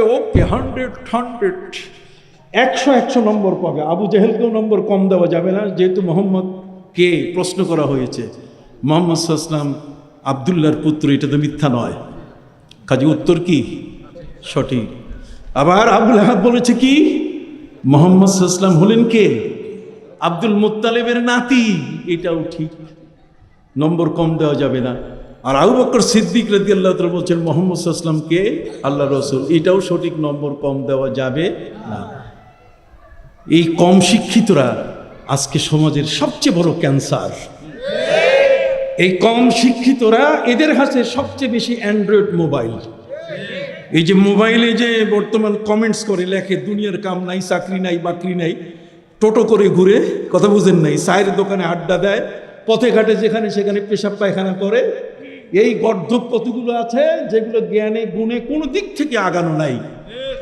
এদের হাতে দেখবেন সবসময় বাপের কাছে না হলে শ্বশুরের কাছে না আছে বউর কাছে দাবি কইরা মোবাইল কিনে নিছে। ওই মোবাইলে শুধু টরে টক্কা, এটাতে টিকটক, কথা কন না, এটাতে টরে টক্কা, এটাতে কি টিকটক। এই যে সময়গুলো নষ্ট হয়ে গেল, বাঙালি বুঝে না যে পৃথিবীর ওই বেঈমানগুলো কি এমন একটা জিনিস হাতে দিয়ে তার ইবাদতের সময়গুলো নষ্ট করে দিচ্ছে, তার পড়ার সময়গুলো নষ্ট করে দিচ্ছে, কথা কন না। এখন তো একটা সম্পূর্ণ ল্যাংটা ছবি, সম্পূর্ণ যত ধরনের হারামি, জেনা, বেবিচার মোবাইলের ভিতরে তার সব আছে। সেই জিনিসটা ছাড়া এখন জামাই শ্বশুরের সাথে কনসিডার করে না, কম্প্রোমাইজ করে না, এটা লাগবেই, এটা দিতেই হবে। ছেলের বাবার কাছে দাবি করে এটা দিতেই হবে, কতক্ষণ। তাহলে সমাজের সবচেয়ে বড় অবক্ষয় যে জিনিসটা দিয়ে তৈরি হচ্ছে, সেটা হলো ওই বিজাতিদের দেওয়া এই সমস্ত কঠিন কঠিন কতগুলো পরিকল্পনা, যেগুলো আমাদেরকে ক্ষতির দিকে ঠেলে দিচ্ছে। আস্তে আস্তে মগজটাকে, ব্রেনটাকে এত নিস্তেজ করে দিচ্ছে যে ভালো আর মন্দ দেখার মতো সুযোগ নাই। সব আবু জাহালের বাচ্চা হয়ে যাচ্ছে, কতক্ষণ না, সব কি হয়ে যাচ্ছে? আবু জাহালের বাচ্চা হয়ে যাচ্ছে। তার মানে ভালো মন্দ কি বলছে এটা বিচার করার ক্ষমতা নাই। অতএব তিনটা উত্তরপত্র, আপনার কি বেজার হচ্ছেন? বেজার হইলে করার কিছু নেই।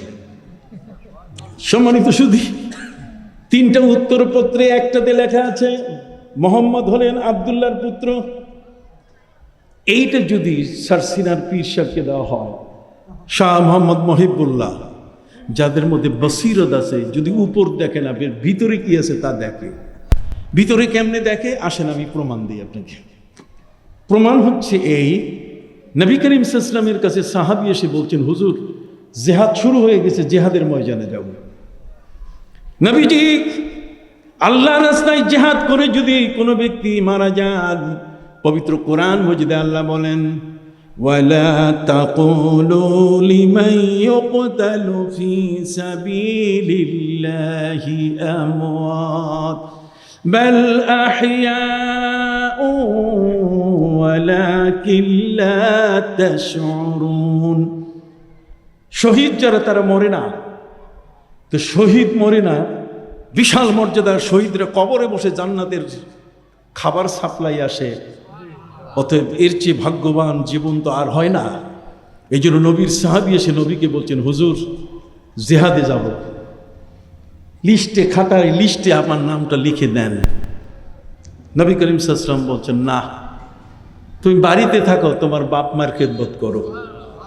অথচ তখন সংকট ছিল যে জেহাদের মধ্যে একজন সৈন্য পাওয়া এটা খুবই দরকার। কিন্তু নবী করিম সাল্লাল্লাহু আলাইহি ওয়াসাল্লাম তাকে নিলেন না। তাকে না নিয়ে বললেন, কোথায় তোমার বাবা বেঁচে আছেন? কাহা মা আছেন? কাহা? তোমার বাবা মায়ের খেদমত করো, ওইটাই জেহাদ। সাহাবী বলেন, আমার আশা তো ভণ্ডুল হয়ে গেল।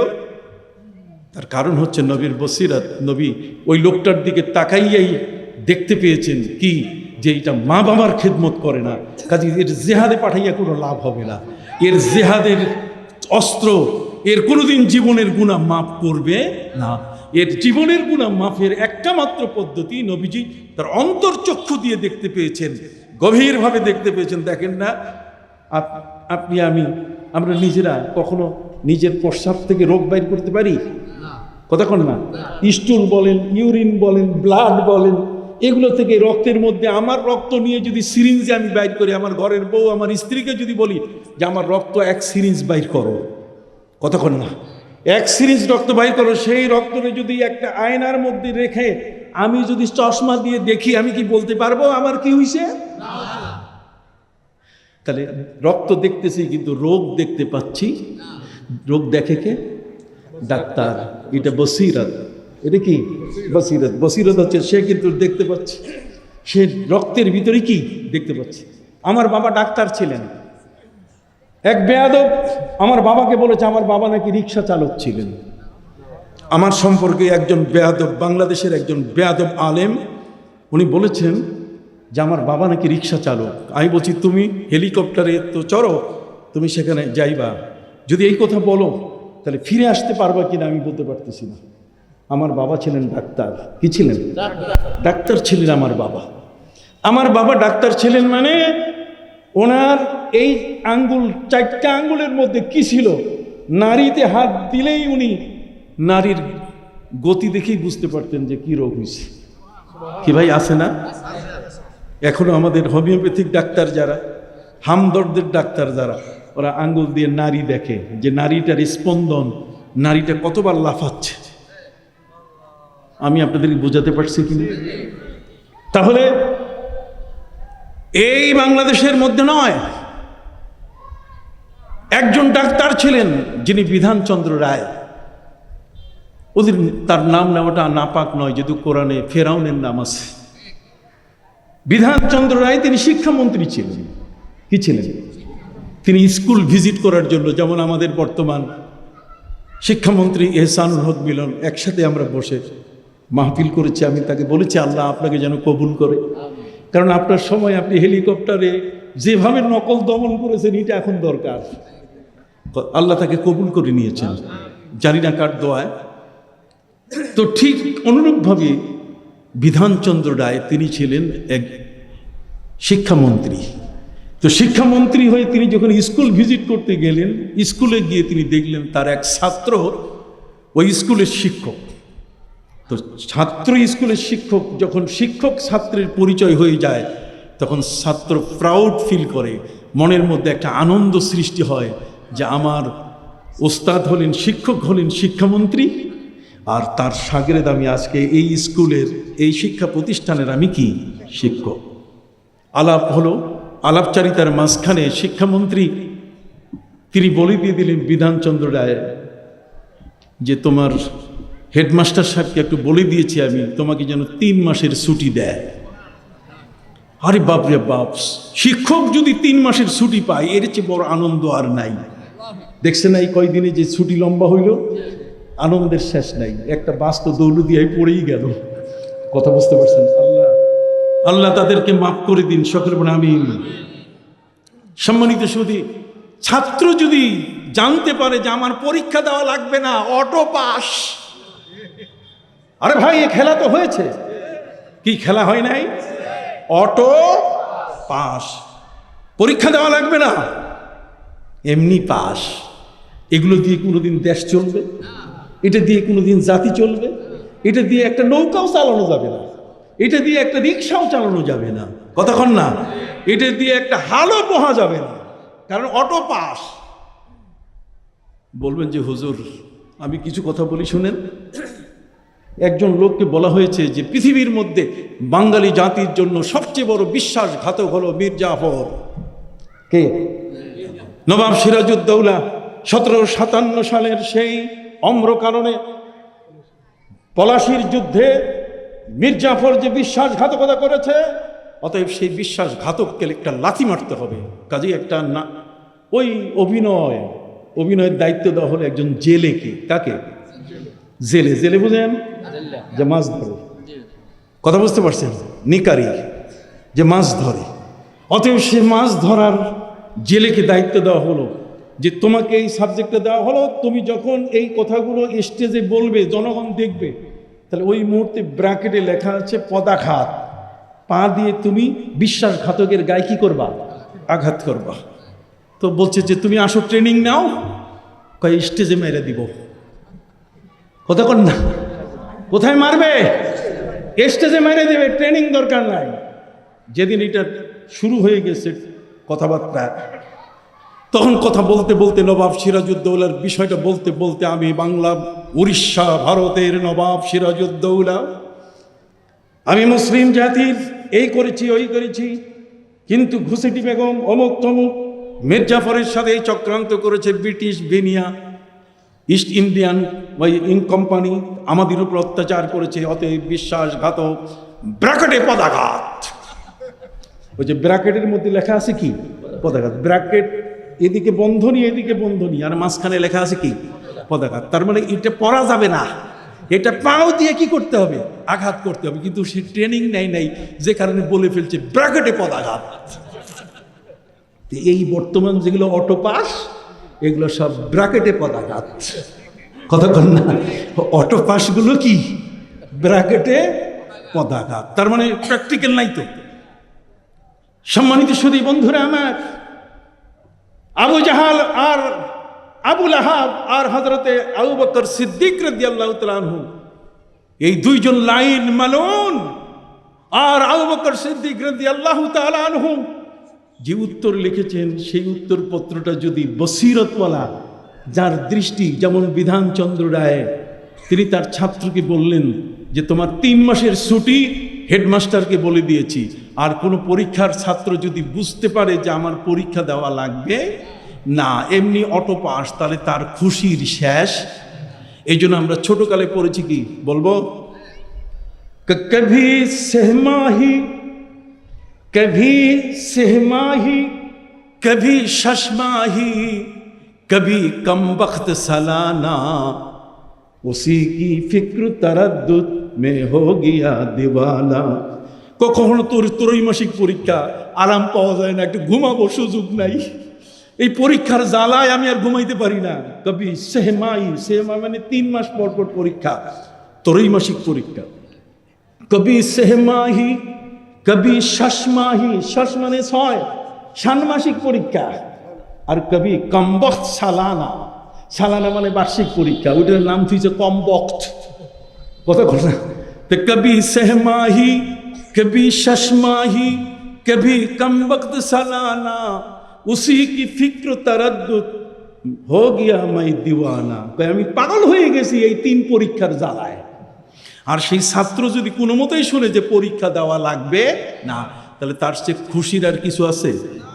অতএব বিধানচন্দ্র রায় তিনি স্কুলে গিয়ে হেডমাস্টারকে বললেন, ওই যে আমার ছাত্র আপনার স্কুলের শিক্ষক, 3 মাসের ছুটি মঞ্জুর করেন, এই তারিখ থেকে এই তারিখ। আর ছাত্রকে ডাকাইয়া বললেন, বাড়িতে যাইয়া তোমার মায়ের কাছে যা আছে ভালো মতো খাইয়ে দেয়া, ডেট শেষ হবে, এসে জয়েন করো।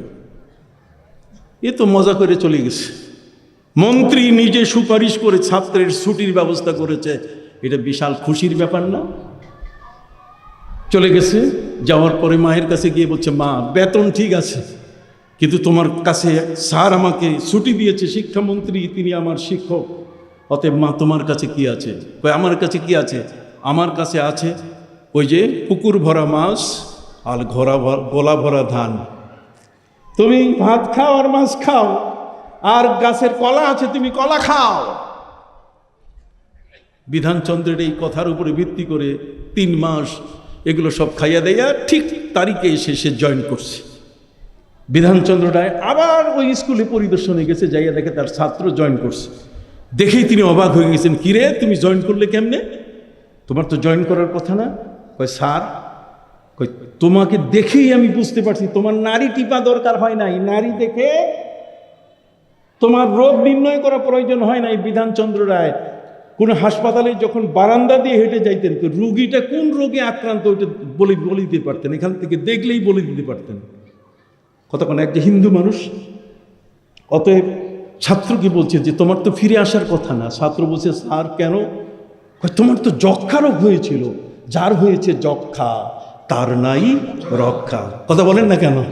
যার হয়েছে যক্ষা তার নাই কি রক্ষা। তো তোমার তো রক্ষা নাই, এই জন্য আমি চাইছিলাম যে 3 মাস নিজের মাকে দেখে শুনে ওইখানে মইরা টইরা কবর হোক তোমার।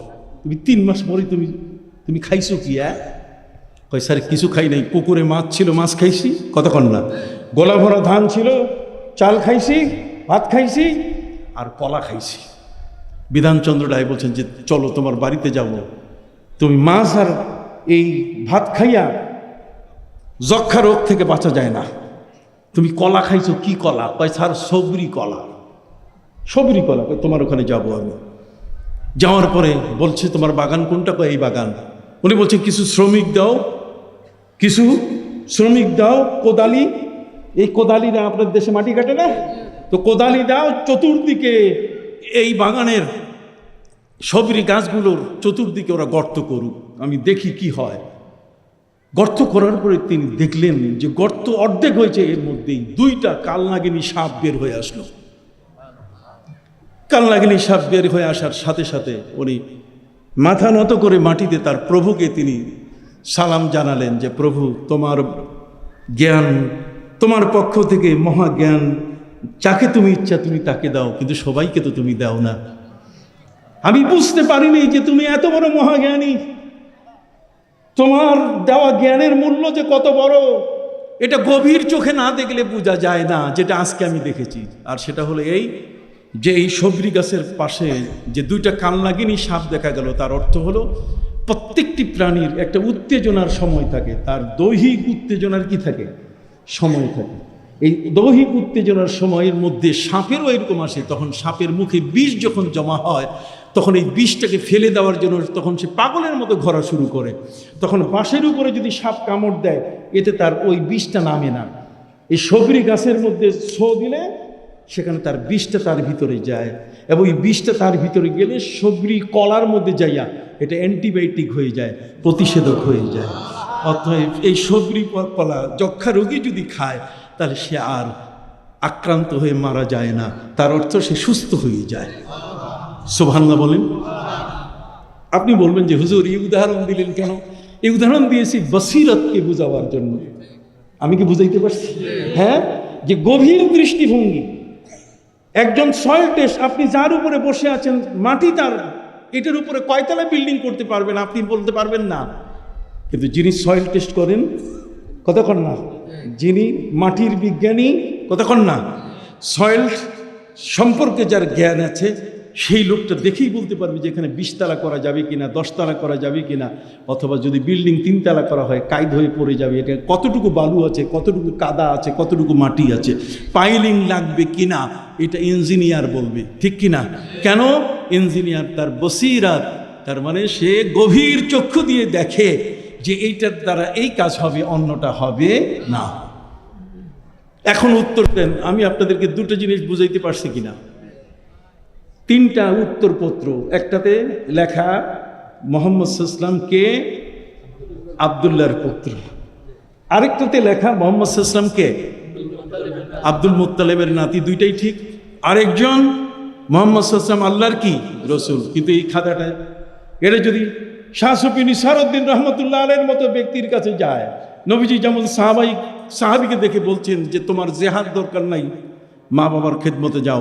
নবী গভীর চক্ষুতে দেখতে পেয়েছেন, পৃথিবীর মধ্যে নয়, এই বাংলাদেশের মধ্যে ভারত মিলিয়ে 2 জন আল্লাহর ওলি এসছেন। এই 2 জন আল্লাহর ওলির বসিরত কেমন ছিল?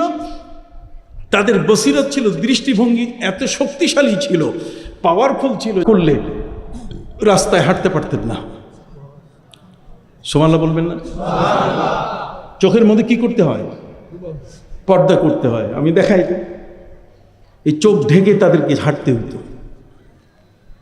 চোখ ঢেকে হাঁটা, চোখ যদি ঢাকা হয় তাহলে সেই চোখ দিয়ে কি হাঁটা যায়? অথচ দ্রুতগামী গাড়িগুলো রাস্তায় দৌড়দৌড়ি করছে, আর উনি রাস্তা পার হচ্ছেন চোখ ঢাকা অবস্থায়। এই উপমহাদেশ ভারত বাংলাদেশের মধ্যে এরকম দুইজন ওলি জন্ম নিয়েছেন। তার মধ্যে একজন হলেন হযরত শাহ ওলিউল্লাহ মুহাদ্দিস দেহলভী, যেটা আমাদের সিলসিলার ব্যক্তি, সারসিনা সিলসিলার কি ব্যক্তি, উদ্ধতন একজন ব্যক্তি। আরেকজন হলেন হজরতে শাহ মাকদুম রূপোস রহমতুল্লাহ আলাইহি। শাহ মাকদুম, যিনি রাজশাহীর পদ্মা নদীর পাড়ে দরগা ঘাটে যিনি শুয়ে আছেন, যাকে রাজশাহীর মানুষরা বলেছিল যে পুরা শহর পদ্মা নদী গ্রাস করে ফেলছে, আমরা তো শহর টিকাতে পারছি না, আপনি দোয়া করেন। উনি বলছেন, কি দোয়া? দোয়া পরে করব, আগে ওরে শাসন করে নেই। ওর এত বড় সাহস, আমি এখানে আছি আর রাজশাহীর পুরা শহরটা গ্রাস করবে, খেয়ে ফেলবে, এটা হতে পারে না। ওনার পায়ের মধ্যে খরম ছিল, খরম বোঝেন, কাঠের খরম। ডাইন পায়ের খরম নিয়ে তিনি পদ্মা নদীকে ছুঁড়ে মেরে বললেন, থাম থাম পদ্মা থাম। পদ্মা থেমে গেছিল। যেখানে খরম পড়েছে সেখান থেকে আজ পর্যন্ত পদ্মা নদী ভাঙে নাই। সুবহানাল্লাহ।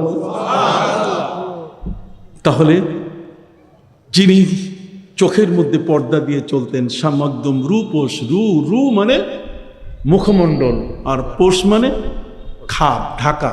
পোষ মানে কি? ঢাকা। যেমন রোয়ে জমিন, কথা কন না? তাই পায়ে গাদা তাংনিস, রোয়ে জমিন তাংনিস, আর পায়ে গাদা লাংনিস। বোঝেন আপনারা? আমরা তো ফার্সি পড়া মানুষ, উর্দু পড়া মানুষ, বাংলা পড়া মানুষ, ইংরেজি পড়া মানুষ, নাগরি পড়া মানুষ, বহু ভাষা আমরা পড়েছি। রো এ জমিন, রো এ জমিন। রো শব্দের অর্থ মুখমণ্ডল। এর থেকে রুমাল দিয়ে মুখ মুছেন না? এই মানুষগুলো বলে না। আপনি গামছা ব্যবহার করেন না? তো গামছা কি? গামছা হচ্ছে গামুছা, যেটা দিয়ে গাম মুছে, এটার নাম গামছা। সুবহানাল্লাহ কোন না? কথা বুঝে গেছে? আপনি বলেন না তহবন, লুঙ্গি বলেন কি না? তো তাহবান মানে কি? তাহা মানে নিচে, নাভির সাথে, মানে বুকের নিচে যেটা বান্ধা হয়, এটার নাম তাহবান। তাহবান, কথা বুঝেন? তাহবান মানে নিচে বান্ধে, নিচে যেটা বান্ধে, এটার নাম তহবান, লুঙ্গি। কথা বুঝতে পারছেন? তাহলে রুমাল শব্দের অর্থ যেটা দিয়ে মুখ মুছে, আর রূপোস মানে যেটা দিয়ে মুখ ঢাকে। এটা হচ্ছে মাস্কুলিন জেন্ডার, পুরুষবাচক শব্দ। এটাকে যদি বিশ্লেষণ করেন তাহলে এটা চোখ কি? ঢাকা। আর এটার ফেমিনিন জেন্ডার আছে, এটার স্ত্রীলিঙ্গে হচ্ছে রূপসী। একটা হচ্ছে রূপস, একটা কি হইল না? আপনারা কথা বলতেছেন না? আপনার সরসিনা দরবারের মানুষ তো, কি বলেন? সাধারণ মানুষ এখানে বসে আছে, এটা একটু শুনে যান। সরসিনা দরবার একটা খালি দরবার না, এটা আলেমের কারখানা, এলেমের কারখানা। আমি যা কিছু বলছি, আমার জ্ঞানের উৎপত্তির জায়গা, আমার জ্ঞানের জন্মস্থান হচ্ছে সরসিনা। যেটি আমি বলতেছি সরসিনার ওই ওস্তাদদের কাছ থেকে নেওয়া জ্ঞান থেকেই আপনার কাছে বলছি। কথা কি বুঝতে পারছি? সম্মানিত শুধু বন্ধুরা আমার, যদি আপনাদের কষ্ট হচ্ছে, কয়টা বাজে? আমি তো ঘড়ি আমার নষ্ট। আই রে আল্লাহ, এখন শেষ করতে হবে।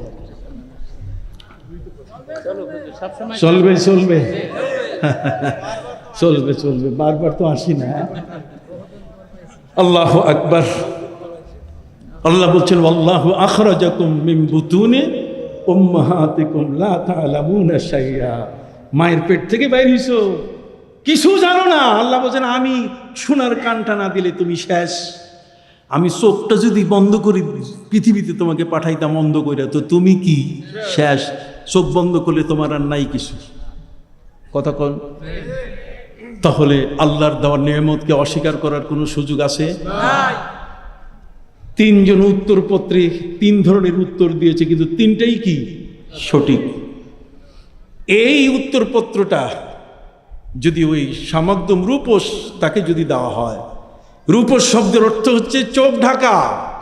অনেকে জিজ্ঞেস করা হয়েছে আপনি চোখ ঢাকেন কেন? দুইজনকেই জিজ্ঞেস করা হয়েছে। শাহ ওলিউল্লাহ মুহাদ্দিস দেহলেভি রাহমাতুল্লাহ আলাইহি সামগ্দম রূপস হচ্ছেন বড় পীর আব্দুল কাদের জিলানী রাহমাতুল্লাহ আলাইহির দৌহিত্র, নাতি। বড় পীরের কি নাতি? বড় পীর আব্দুল কাদের জিলানী রহমতুল্লাহ আলাইহির দুইজন নাতি বাংলাদেশে আছে। কয়জন? খবর রাখেন সম্মানিত শুধু দুইজন নাতি। একজন হচ্ছে রাজশাহীতে শুয়ে আছেন, আর একজন শুয়ে আছেন নোয়াখালীতে যিনি শুয়ে আছেন তিনি হলেন হযরতে শাহ মিরান, আর রাজশাহীতে যিনি শুয়ে আছেন তিনি হলেন কি শাহ মাকদুম। কিন্তু শাহ মাকদুম হলেন রূপস, উনি কি চোখ ঢেকে চলতেন। হযরতে শাহ ওলিউল্লাহ রহমতুল্লাহ আলাইহি চোখ ঢেকে চলতেন। তো ওনাকে জিজ্ঞেস করা হচ্ছে যে আপনি চোখ খুলেন না কেন? এইটা বাদ দেন, এই পর্দা তো মহিলারা করে, আপনি চোখ বন্ধ করে মানে চোখে ঢাকা দেন কেন? উনি বলছেন আমি যদি এই চোখ দিয়ে মানুষের দিকে তাকাই তাহলে ওটা মানুষ না ছাগল না গরু, এটা আমার সামনে স্পষ্ট হয়।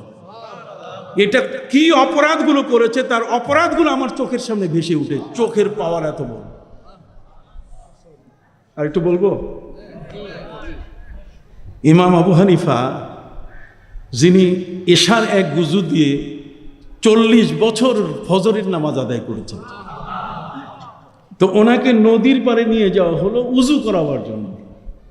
কথা বলেন, তো নদীর পানি প্রবাহমান, কথা বলেন না, এটা মায়ে জারি, এটা প্রবাহমান পানি, এটা তাহের এবং মুতাহের। এখানে আলেম ওলামা জানেন যেটা নিজে পবিত্র আরেকজনকেও পবিত্র করতে পারে।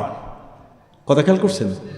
ইমাম আবু হানিফা রহমতুল্লাহ আলাইকে নিয়ে ওই নদীর কিনারায় বসায় দেওয়া হলো যে আপনি উজু করেন। উনি বলছেন আমি এখানে উজু করব না। কয় কেন? হাব্বিল মাকাদাতি মিন হাহুনা, আমাকে এই জায়গা থেকে সরাই দাও, এই জায়গায় আমি উজু করব না। কয় কেন? কয় পানির উপরে দেখতেছি গুনাহ ভাসতেছে, তো আমরা তো ওই পানি তো গ্লাসে নিয়ে গক গক করে খাইয়ে ফেলতাম। কি বলেন, তাই না? ওটার মধ্যে যে গুনাহ ভাসতেছে এটা তো আমাদের চোখে ধরা পড়ে নাই, কিন্তু ধরা পড়লো কার চোখে? ইমাম আবু হানিফা রহমতুল্লাহ আলাইহির চোখে। ইমাম আবু হানিফা রহমতুল্লাহ আলাইহির চোখে ধরা পড়েছে কেন?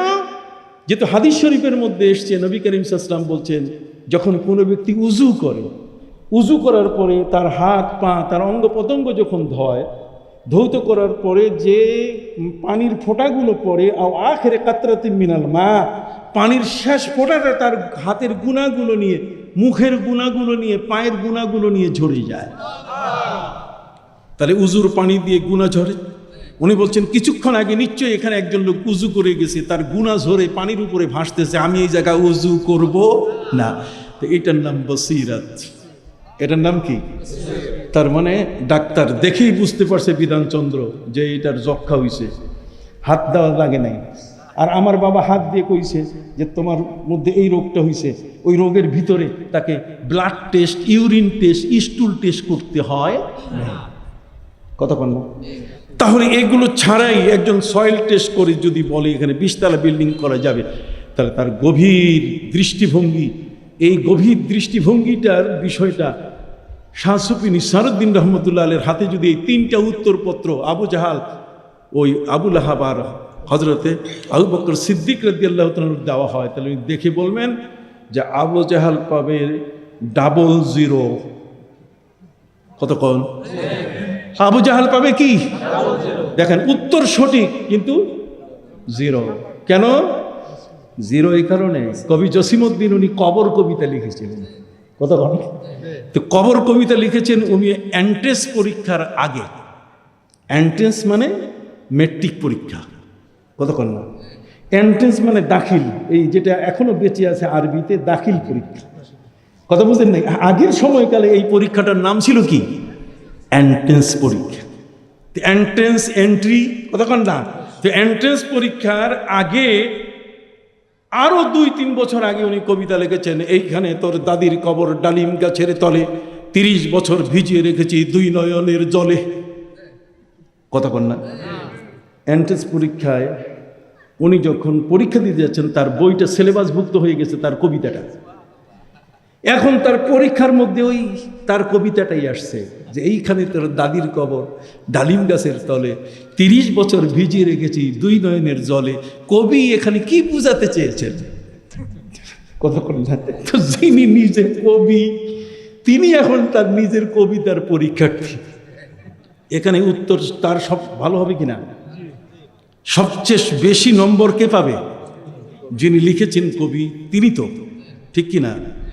কিন্তু দেখা গেল যে ওই কবিতায় উনি 00 পেয়েছে, পুরা 00।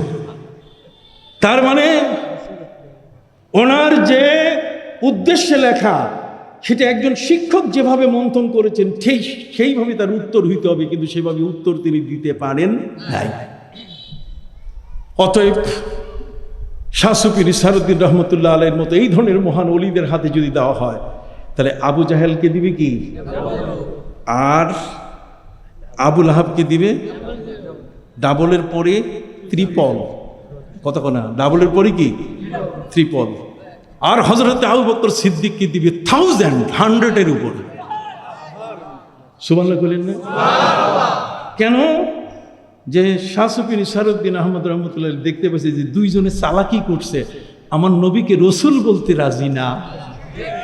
ওরা শয়তান, ওরা ইবলিস, ওরা মালউন, ওরা আমার নবীকে রসুল স্বীকার করতে কি রাজি না। এই একটা নিয়েই তো হুদাইবিয়ার সন্ধির গোলমাল।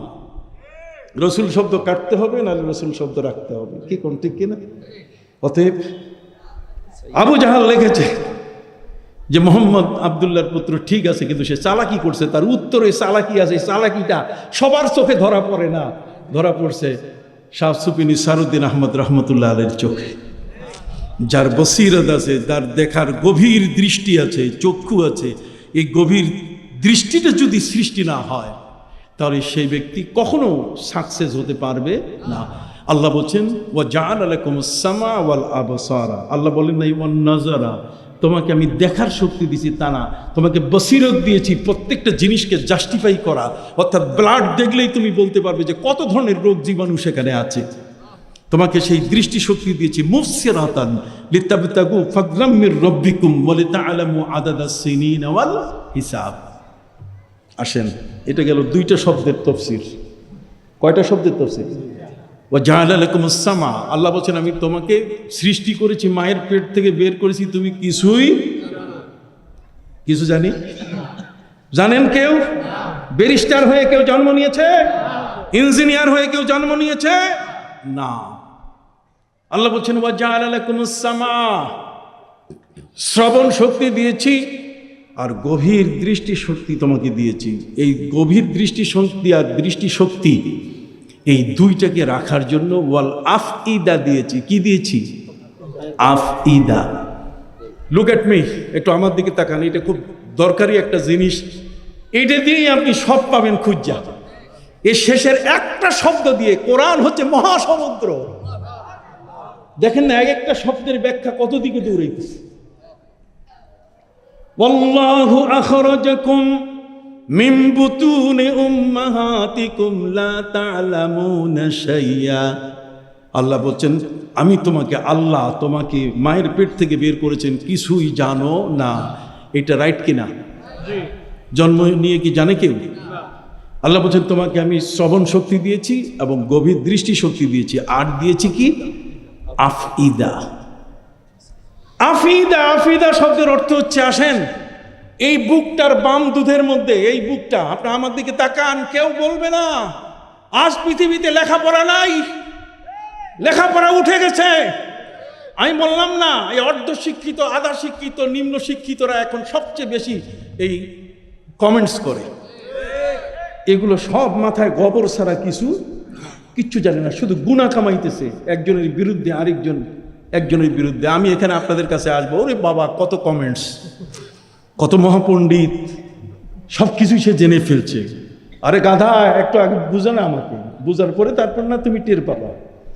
আজকে যদি এসে থাকো তাহলে তওবা করে যাবা। কথা বল না, কি করে যাবা? তওবা করে যাবা। সম্মানিত সুধী বন্ধুরা আমার, আল্লাহ তাআলা 3টা শব্দ কোরআনে ব্যবহার করছেন। কয়টা? আমার সাথে বলেন। একটা হচ্ছে সাদার, কি? এর বহু বচন হচ্ছে সুদূর। একটা হচ্ছে কাল্ব, এর বহু বচন হচ্ছে কুলুব। আর একটা হচ্ছে ফুয়াদ, এর বহু বচন হচ্ছে গুরাব। গুরাব আছে না, গুরাব। আল্লাহ বলছেন ওয়ামিনাল জিবালি জুদাদুম বিজুম ওয়া হুমরুম মুখতালিফুন আলওয়ানুহা ওয়া গারাবি বসু। তে গারাবি গুরাবের ওজনে, তে গুরাবের ওজনে ফুয়াদ। কথা বুঝতে পারছেন? এই ফুয়াদ, এটার বহু বচন হচ্ছে আফইদা। কি? অথবা আফইদা। তিনটা জিনিস, একটা হচ্ছে সুদূর, আরেকটা হচ্ছে কুলুব, আরেকটা কি? আফইদা। এখন আপনি দেখেন, আমার দিকে তাকাবেন, জীবনে কেউ আপনাকে এটা বলবে না, খুব কম আলেম আপনাকে বলবে। আমি জানি বেশি তা নয়, আমি আগেই বলেছি সুবহানাকা লা ইলমা লানা ইল্লা মা আল্লামতানা। আমি এখনকার পরে 1 মিনিট পরে, কয়েক সেকেন্ড পরে কোন কথা বলবো আমি কিছুই জানি না। আমি কিছুই জানি না। যা কিছু আসতেছে ওই দরবার থেকে ফয়েজ আল্লাহর পক্ষ থেকে, সেগুলো আমার কাছে আসা শুরু করেছে। আমি দেখতেছি কি, এই অন্ধকারে আপনি আলো দেখতেছেন, আমি দেখতেছি জ্ঞানের মেলা শুরু হয়ে গেছে। এক মহাজ্ঞানের মেলা শুরু হয়েছে। কথা বুঝে গেছে? সবাই আমাকে বলতেছে তুমি আমাকে বলে দাও। ওই জ্ঞান আমাকে বলতেছে তুমি আমাকে বলে দাও। ওই জ্ঞান আমাকে বলতেছে তুমি আমাকে বলে দাও। ওই জ্ঞান বলতেছে তুমি আমাকে বলে দাও। আমি কপাল ছিলাম, আমাকে বলার মতো মানুষ নাই। কথা কি বুঝতে পারছেন? সম্মানিত শুধু এই জন্য আপনাদের খেদমতে আরজ করতে চাই, সুদূর। আল্লাহ বলছেন ইন্নাল্লাহ আলিমুম বিযাতিস সুদূর ফি কুলুবিহিম মারাদুন ফাযাদাহুমুল্লাহু মারাদা ওয়া জাআলা লাকুমুস সামআ ওয়াল আবসারা ওয়াল আফইদাতা লাআল্লাকুম তাশকুরুন। এখন আসেন, আপনি এই যে মাথার একটা খুলি আছে না, আমার দিকে একটু তাকান। একটা মাথার খুলি যদি কোনো ইনজুর হয়, মাথার মগজে কোথাও যদি কোনো স্ট্রোক করার কারণে যদি রক্ত জমাট হয়, তখন এই খুলিটা খুলে ফেলে। তাহলে এই খুলিটা হলো এর ঢাকনা। এর কি? অতএব কলবের ঢাকনা হলো সুদূর। কলবের ঢাকনা হলো কি? সুদূর। সুদূর বুঝেন? আপনি মাছ ভাত একটা বাটিতে রাখার পরে উপরে কি দেন? ঢাকা দেন না? হ্যাঁ, এটা সরা বলে। আপনার দেশে কি বলে? সরা। এই বুকটা হচ্ছে সরা, এটা চেস্ট। এই চেস্টটাকে সুদূর বলে। আল্লাহ বলছেন ইন্নাল্লাহ আলিমুম বিযাতিস সুদূর। আল্লাহ ওই ঢাকনাটার ভিতরে কি আছে উনি জানেন। ভিতরে কি আছে? ভিতরে আছে কলব। ভিতরে আছে কি? এই কলবে কি হইতেছে এটা আল্লাহ জানেন। তার মানে এই ঢাকনাটার নিচে চেস্ট, বুকটার নিচে কলব, আর কলবটার নিচে হচ্ছে আফইদা। আমি বুঝাইতে পারছি কিনা জানেন? একটা হচ্ছে কি? সুদূর। ইন্নাল্লাহ আলিমুম বিযাতিস সুদূর। অতএব এই সুদূরওয়ালা, তার মানে যে বক্ষ ধারণকারী, তার এই বক্ষের মধ্যে কি আছে? ওই বেকুব জানে না, বলছে কলব নাকি হাঁটুতে চলে গেছে, কলব নাকি কপালে উঠছে। বেকুব, কোন শিক্ষক তোমাকে পড়ালো? তোমার সার্টিফিকেট ক্যান্সেল, তোমার সার্টিফিকেট ক্যান্সেল। মাওলানা শব্দ লেখা তোমার জন্য জায়েজ নেই। কথা কি বুঝতে পারছেন? কিসের মাওলানা? পাগল, পাগলামির সীমা আছে। তাহলে এই বুকটা, চেষ্টা, এটার নাম কি? সুদূর। এই সুদূরটার নিচে এর ভিতরে আছে কি? কলব। এটা উল্টা অবস্থায় আছে, এটা আমার কথা শুনে না। এই জন্য আল্লাহর কাছে দোয়া করি, ইয়া মুসাব্বিতাল কুলুব সাব্বিত কলবি আলা তাআতিক আলা দীনি। কি বলেন ঠিক না? হে আমার কলব, আর কলবের নিয়ন্ত্রণ কর্তা আল্লাহ, তুমি আমার কলবটা তো উল্টায় আছে, এটাকে সোজা করে রাখো, এটা যেন মুতমাইন্না হয়ে যায়। নফস এবং কলবের মধ্যে পার্থক্য আছে। আজকে আমি এই স্বল্প সময় বলতে পারবো না, 3টে শব্দ নিয়েই তো আমার কয়েক ঘন্টা চলে যাবে। কথা বুঝতে পারছেন? সম্মানিত শুধু আফইদা, আফইদাটা হচ্ছে এই কলবের উপরের ঢাকনাটার নিচে হলো কলব, আর কলবের নিচে কি? আফইদা। এই আফইদাটা হচ্ছে আল্লাহর পক্ষ থেকে একটা গোপন ফিরিস। এইটার মধ্যে এলমে লাদুন্নি থাকে। এটার মধ্যে কি থাকে? এলমে লাদুন্নি থাকে। যখন কলবটা আক্রান্ত হয়ে যায়, ফি কুলুবিহিম মারাদুন ফাযাদাহুমুল্লাহু মারাদা ফাআম্মাল্লাযীনা ফি কুলুবিহিম যায়গুন ফায়াত্তাবিউনা মা তাশাবাহা মিনহু ইবতিগাআল ফিতনা। এই কলবটা যখন বাঁকা হইয়া যায়, কথা বুঝতে পারছেন? তখন কলবটা বাঁকা হয়ে গেলে তখন ওই ভিতরের ফ্রিজটা এটা জং ধরে এটা নষ্ট হয়ে যায়। কথা বুঝছেন? ভিতরের যে কলবটা আছে, এই কলবের মধ্যে যদি কলবটা বাঁকা হয়, ফাআম্মাল্লাযীনা ফী কুলূবিহিম যায়গুন, যদি কলবটা বাঁকা হয় তাহলে তার ওই আফইদাটার মধ্যে জং ধরে, আর জং ধরলে তখন কমর সোজা হবে না, ইয়া নবী সালাম আলাইকা আর বলবে না। কথা বলতে একেবারে কলমটা নষ্ট হয়ে গেছে, ওটা আর ওই যে তার যেটা ঠেল্লা উঠাবে ওই পাওয়ারটাই জং ধরে গেছে। আফইদা হলো পাওয়ার, আফইদা হলো কি? পাওয়ার। এটা শ্রবণ শক্তি এবং দৃষ্টি শক্তির পাওয়ারটা এখানে জমা থাকে। এইটাই ঠেল্লা নবীর মহব্বত, ভালোবাসা। তার মানে আবু বকর সিদ্দিক রাদিয়াল্লাহু তাআলা আনহুকে 100 নয় 1000% নম্বর দেওয়া হয়েছে, যেহেতু তার উত্তর সঠিক। এটাতে কোনো তালবাহানা, কোনো সালাকি হয় নাই। সালাকি হয়েছে কোন উত্তর দুইটাতে? আবু জাহেল এবং আহাবুল আবের। আপনাদের কি বুঝে আসছে? হ্যাঁ হ্যাঁ, এই জন্য ওরা রসুল বলে না।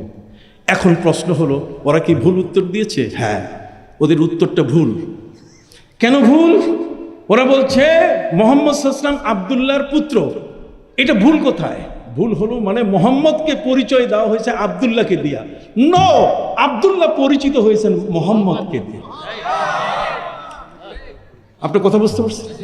মুহাম্মদ সাল্লাল্লাহু আলাইহি ওয়াসাল্লামকে দিয়ে তার বাবা পরিচিত হয়েছে। দাদা আব্দুল মুত্তালিবকে দিয়ে আমার নবীর পরিচয় নয়। আমার নবীর পরিচয় দিয়ে আব্দুল মুত্তালিব তারা মানুষের কাছে সম্মানিত হয়েছে। আয়েশাকে দিয়ে আমার নবীর পরিচয় নয়, বরং আমার নবীকে দিয়ে আয়েশার পরিচয়। আম্মাজান খাদিজাকে দিয়ে আমার নবীর পরিচয় নয়, বরং আমার নবীকে দিয়ে হযরত আম্মাজান খাদিজাতুল কুবরার পরিচয়। আমাদেরকে দিয়ে নবীর পরিচয় নয়, বরং নবীকে দিয়ে আমাদের পরিচয়। আমরা তার উম্মত। জোরে বলেন সুবহানাল্লাহ, জোরে বলেন সুবহানাল্লাহ। নারায়ে তাকবীর, নারায়ে রিসালাত।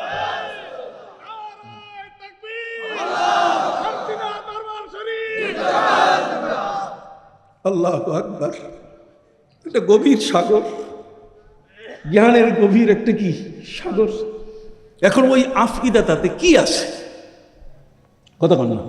এই যে উপরে ঢাকনাটার নিচে কি? কলব। এই কলবটা যদি জং ধরে, কাল্লা বাল রানা আলা কুলুবিহিম মা কানু ইয়াকসিবুন, এটা জং ধরলে অসুবিধা। আল্লাহ বলছেন ওয়ালা তুতি মান আগফালনা কলবাহু আন যিকরিনা ওয়াত্তাবা হাওয়াহু ওয়া কানা আমরুহু ফুরুতা। কোরআনে আল্লাহ বলছেন খবরদার, যার কলবটা গাফিল হয়ে গেছে, ওর কলবটা যদি নষ্ট হয়ে যায় তাহলে ভিতরের যে আফইদাটা, কতক্ষণ না যে ফ্রিজটা আছে ওই ফ্রিজটা আর সচল থাকে না। থাকলে তখন মুখ দিয়ে সে মিথ্যা বলে, কলম দিয়ে মিথ্যা লেখে, কতক্ষণ না। তখন মাথা দিয়ে বাজে কথা আসে, তখন বাজে স্লোগান দেয়, এই দেয় সেই দেয়, সরসিনা ভালো না, কালকে বন্ধ হয়ে যাবে, পরশু সরসিনা বন্ধ হয়ে যাবে, এই ধরনের বাজে কথা বলে, যেহেতু ওই বসিরতটা তার কাছে কি আসেনি। কথা বলতেন। এই জন্যই পবিত্র কোরআন মজিদে আল্লাহ পাক রব্বুল আলামিন বলেন, লা ইয়াহজুনুকাল্লাযীনা ইউসারিউনা ফিল কুফরি মিনাল্লাযীনা ক্বালু আমান্না বিআফওয়াহিহিম ওয়া লাম তু'মিন কুলুবুহুম। আল্লাহ কোরআনে বলছেন এই কলবটা এটা মারাত্মক, এইটা ঈমানের জায়গা। আপনি কি শুনতেছেন সবাই? কারা কারা শুনতেছেন হাত উঠান দেখি। মারহাবা মারহাবা। আমি তো আর সুর টুট দিতে পারি না। সম্মানিত ভাইরা আমার, আল্লাহ বলছেন যে কলবটা কখনো বেঈমান হয়ে যায়। কলব কি হয়? বেঈমান। লা ইয়াহজুনুকাল্লাযীনা ইউসারিউনা ফিল কুফরি মিনাল্লাযীনা ক্বালু আমান্না বিআফওয়াহিহিম ওয়া লাম তু'মিন কুলুবুহুম, ওয়া লাম তু'মিন কুলুবুহুম। হে নবী, যারা কুফরির দিকে ধাবিত হচ্ছে আপনি এই নিয়ে চিন্তা করবেন না। চিন্তা তো তাকে নিয়ে যে মুখ দিয়ে বলে আমি ঈমান আনছি, আসলে তার কলবটা ঈমান আনে নাই। এই মুনাফিকটারে নিয়ে চিন্তা বেশি। কথা কর। এই কলবটা কখনো মুতাকাব্বির হয়, এটা কখনো তাকাব্বুরি আসে, গর্ব আসে। পবিত্র কোরআন মজিদে আল্লাহ বলেন, কাযালিকা ইয়াতবাউল্লাহু আলা কুল্লি কলবিন মুতাকাব্বিরিন জাব্বার। কখনো কখনো মানুষের কলব মুতাকাব্বির হয়, জব্বার হয়ে যায়, মানে কি বলে, রূঢ় হয়ে যায়। কথা বোঝেন নাই? কখনো কখনো কলবটা লোভী হয়। কি হয়? লোভী হয়। কোরআনে আয়াত বলবো, পবিত্র কোরআন মজিদে আল্লাহ বলেন, ইমিত্তাকাইতুন্না ফালা তাখযানা বিল কওল ফায়াতমাআল্লাযী ফী কলবিহি মারাদুন ওয়া কুল্লা কাওলাম মা'রুফা। নবীজি আম্মা জান আয়েশাকে বলেন, আয়েশা রে, যদি আল্লাহকে ভয় করো তাহলে পরপুরুষের সাথে মন দিয়ে কথা বলবা না। ঠিক আছে? কেন? পুরুষের এই কলবের মধ্যে একটা নেকড়ে বাঘ আছে, যেটা যে কোনো মুহূর্তে লোভী তোমাকে আক্রান্ত করতে পারে। তাহলে কলবটা কখনো নেকড়ে বাঘ হয়, কখনো এটা দর্প গর্বে, কখনো গর্জে উঠে, কখনো এটা বেঈমান হয়, কখনো এটা বাঁকা হয়ে যায়। কতক্ষণ না, কখনো কি হয়, অচল হয়ে যায়। তাহলে এতগুলো যদি তার ভিতরে অবস্থা তৈরি হয়, তাহলে ভিতরের যে আফিদাটা আছে, কতক্ষণ না, এটা ঠিক থাকে না। যে কারণে আল্লাহ বলছেন, শোনো, আমি তোমাদেরকে যে দৃষ্টিশক্তি এবং জ্ঞান শক্তি দিয়েছি, এই জ্ঞান শক্তিটা রাখার জন্য একটা ফ্রিজ দিয়েছি। ওই ফ্রিজটার তালা চাবি দিয়েছি কলব, আর কলবটার উপরে ঢাকনা দিয়া, এটার উপরে গ্রিল দিয়া আটকাই দিয়েছি। এটার নাম হলো বুক। কতক্ষণ না, সুবহানাল্লাহ। তাহলে বুকটার ভিতরে কি? কলব। এই বুকটার ভিতরে কলবটাকে আল্লাহ ঢেকে দিয়েছেন, যাতে এটা কোনো মতেই নষ্ট, এটা নষ্ট হয়ে গেলে আফিদা নষ্ট হয়ে যাবে। আল্লাহ বলছেন, ওয়া জাআলা লাকুমুস সামআ ওয়াল আবসারা ওয়াল আফইদা। এখানে আফইদা বলছেন, আফিদা শব্দের অর্থ হচ্ছে কলবটা যেটা ঢেকে রেখেছে, এটার মধ্যেই আমার সব সঞ্চয়, আল্লাহ চেনার সব, ঈমান, ইকরার, কতক্ষণ না, তাসদীক বিল জিনান, ইকরার বিল লিসান, আমল বিল আরকান, সবটার প্রভাব পড়ে এটার উপরে। আমার নবী সাল্লাল্লাহু আলাইহি ওয়াসাল্লামকে আল্লাহ তাআলা যে জ্ঞান দিয়েছেন, সে জ্ঞানটা হলো ওয়া আল্লামাকা মা লাম তাকুন তা'লাম। অজস্র জ্ঞান, জগতে কাউকে তা দেওয়া হয় নাই। মুসা নবীর কাছে যে জ্ঞান, সেই জ্ঞানের উপরে যখন উনি বলে উঠলেন যে আমি ছাড়া বেশি কেউ জানে, আপনার কি জ্ঞানের স্তরটা টের পাইতেছেন কিনা ভাই? আপনার পাইতেছেন কিনা টের? দেখছেন জ্ঞানের উপরে কি আছে? জ্ঞানী আছে। জ্ঞানটাকে ছোট করে দেখার কোনো সুযোগ নাই। আমি কিন্তু একটা ভাষা জিনিস, একটা অদেখা জিনিসকে আপনার সামনে নিয়ে আসছি, যে একটার উপরে আরেকটা, আরেকটার উপরে আরেকটা। এখানে মুসা আলাইহিস সালামকে নবীর সাথে তুলনা করে ছোট করা উদ্দেশ্য নয়। এখানে উদ্দেশ্য হচ্ছে এই যে আল্লাহ তাআলা নবীকে এত জগতের জ্ঞান দিয়েছেন, যে জগতের জ্ঞানটা নবীর কাছে যা ছিল সেটা অন্য কাউকে আল্লাহ দেন। ওয়া আল্লামাল ইনসানা মা লাম ইয়ালাম। মানুষকে যে জ্ঞান দিয়েছেন, সে জ্ঞান আমার নবীর কাছে নয়। কথা বুঝতে পারছেন? নবীর কাছে তার চেয়ে বেটার, তার চেয়ে শক্তিশালী, তার চেয়ে পাওয়ারফুল জ্ঞান তার কাছে কি আছে। কথা কোন? এই পাওয়ারফুল জ্ঞানটা নবীর কাছে থাকার কারণে আল্লাহ পাক রব্বুল আলামিনের কোনো বিষয়ে তিনি কখনো বলেন নাই যে আমি সবচেয়ে বেশি জানি। কথা কোন? বরং ছোট্ট একটা ঘটনা বলে আজকে শেষ করে দেই। কথা বুঝতে পারছেন? ছোট্ট একটা ঘটনা বলে শেষ করে দেই। সেটা হলো নবী করিম সাল্লাল্লাহু আলাইহি ওয়াসাল্লামের প্রিয় সাহাবী এবং শ্বশুর হযরত আবু বকর সিদ্দিক রাদিয়াল্লাহু আনহুর সাথে একজন ইহুদির তর্ক হচ্ছে। ইহুদি এমনি তো দুষ্ট দুরাচার, গায়রিল মাগদুবি আলাইহিম ওয়ালাদ-দাল্লিন, এরা অভিশপ্ত এবং খ্রিস্টানরা পথভ্রষ্ট। ইহুদি হযরত আবু বকর সিদ্দিককে সিধা মানুষ পাইয়া বলছে, আবু বকর, কই কি হইছে? কই তোমার নবী মাটিতে চেম্বার নিল। আল্লাহ তাআলা তোমার নবীকে বলছেন প্রথম আসমান, দ্বিতীয় আসমান, তৃতীয় আসমানে বাবা আদম থেকে সপ্তম আসমান সমস্ত নবীর চেম্বার। এখন আপনি বড় নবী, চেম্বারও বড়, তো সেই বড় চেম্বারটা আপনার নবী না নিয়ে আল্লাহর কাছে বলছে যে আমি এই পৃথিবীতে আমার উম্মতের সাথে থাকতে চাই। সুবহানাল্লাহ বলেন। আল্লাহ জিজ্ঞেস করছেন আমার নবীকে, আপনি পৃথিবীতে থাকতে চাচ্ছেন কেন? বাবা আদম প্রথম আসমানে, হযরতে মুসা ষষ্ঠ আসমানে, হযরতে ইব্রাহিম সপ্তম আসমানে, বাইতুল মামুরের কাছে আপনার চেম্বার তো আরো বড় দিব আমি, মাটিটাকে আপনি বেছে নিলেন কেন? তখন আমার নবী বলেন, আল্লাহ আপনি তো বলছেন ওয়ামা কান আল্লাহু লিয়ুআযযিবাহুম ওয়া আনতা ফীহিম, হে নবী আপনার উম্মতকে আমি শাস্তি দিব না যদি তাদের পাশে আপনি থাকেন। অতএব আমি আর উম্মতকে ছাইরা আমি প্রথম দ্বিতীয় তৃতীয় কোনো আসমানে আমি যাব না, আমি চেম্বার নিব না, আমি থাকবো আমার উম্মতের সাথে। এখন ইহুদি সুযোগ পাই আবু বকর সিদ্দিককে বুঝি, তোমার নবী মাটিতে, আমার নবী 6 আসমানে, 6ষ্ঠ আসমানে, দেখছো আমার নবীর মর্যাদা কত। আবু বকর সিদ্দিক রাদিয়াল্লাহু বলছেন, সাবধান, আমার নবী তিনি হচ্ছেন ওয়ারাফা বাদাহুম দারাজাত, তার মর্যাদা আল্লাহ অনেক বড় করে দিয়েছেন, আরশে আজিমে তাকে মেহমান বানিয়েছেন, তাকে তুমি তুচ্ছ করো না। ইহুদি বলছে তুচ্ছ কি, তোমার নবী মাটির নিচে, আমার নবী 6ষ্ঠ আসমানে। আবু বকর সিদ্দিক বলছে থামো, না হলে কিন্তু খবর আছে। ওই কি খবর? আবু বকর সিদ্দিক দিশা, মানে সিধা মানুষ, নরম মানুষ গরম হইয়া গেলে যা হয়, উনি হাত মুষ্টি করে ইহুদির গালের উপরে ঠাস করে বক্সিং লাগাই দিয়েছে। এক বক্সিরে গাল ফুলে ফুটবল হয়ে গেছে। কথা বল না, গাল ফুটে কি ফুটবল। ইহুদি দেখলো আবু বকর সিদ্দিক এই অল্প সময় এরকম ভাবে একটা বক্সিং দিলে, সেই বক্সিংয়ের আগামাথা নাই। কথা বল না, যেইখানে পড়ুক নবীর শানে বেয়াদবি করেছে, কাজে তাকে ছাড়া যাবে।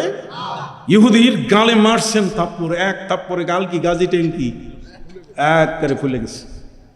যখন ফুলে গেছে তখন এই গাল ফুলা অবস্থায় সে নবীজির কাছে গিয়ে নালিশ করলো, নবীজি দেখছেন আপনার আবু বকর এই কম করছে। নবীজি হযরত আবু বকর সিদ্দিককে ডাকলেন, আবু বকর তুমি তার গালে আঘাত করছো কেন? আবু বকর সিদ্দিক বলছেন, হুজুর আঘাত করবো না, আপনাকে বলছি আপনি নাকি মাটির নিচে, আপনার সম্মান নাই, আর মুসা নবী 6ষ্ঠ আসমানে, তার সম্মান অনেক বেশি। কথা বল, আপনার ইজ্জতটাকে নষ্ট করেছে। কথা বল না, নবীর ইজ্জত যদি নষ্ট করে, ইহুদিকে যদি বক্সিং মারেন তিনি, তাহলে নবীর স্ত্রী আমাদের মা খাদিজাকে যদি বাজে কথা বলে, তাকে কি ছেড়ে দেওয়ার সুযোগ আছে? হাত উঁচু করে বলেন, কোনো সুযোগ নেই। ওই আহরিত জ্ঞান পচে গেছে, নষ্ট হয়ে গেছে, এগুলোকে ডাস্টবিনে ফেলে দাও। কথা বল, বড় প্রতিষ্ঠানে পড়ে বড় ডিগ্রি নিলে সব কিছু হয় না। হযরতে ইমাম আবু হানিফা রহমতুল্লাহি আলাইহি তার জীবনে 70 বছর বেঁচে ছিলেন। 70 বছরের মধ্যে তিনি 4000 শিক্ষকের কাছে লেখাপড়া করেছেন। 4000 শিক্ষকের কাছে লেখাপড়া করা মানুষটা কি কম জানে?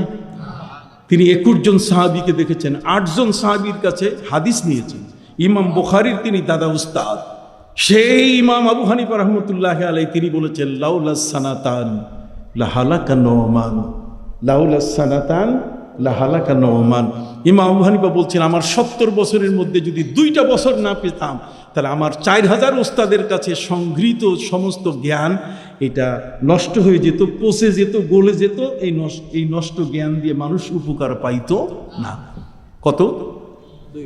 4000 ওস্তাদের থেকে নেওয়া জ্ঞান সবগুলো কি? ইমাম আবু হানিফাকে জিজ্ঞাসা করেছে, 2 বছর মানে 2 বছর দিয়ে আপনি কি বুঝান? 70 বছরের 2 বছর কি এটা? কই 70 বছরের 2 বছর আমি 2 জন আল্লাহর ওলির কাছে ছিলাম। লাউলাস সানাতান লাহালাকা নুমান, তার মূল নাম হচ্ছে নুমান। ইমাম আবু হানিফার মূল নাম হচ্ছে কি? নুমান ইবনে সাবিত।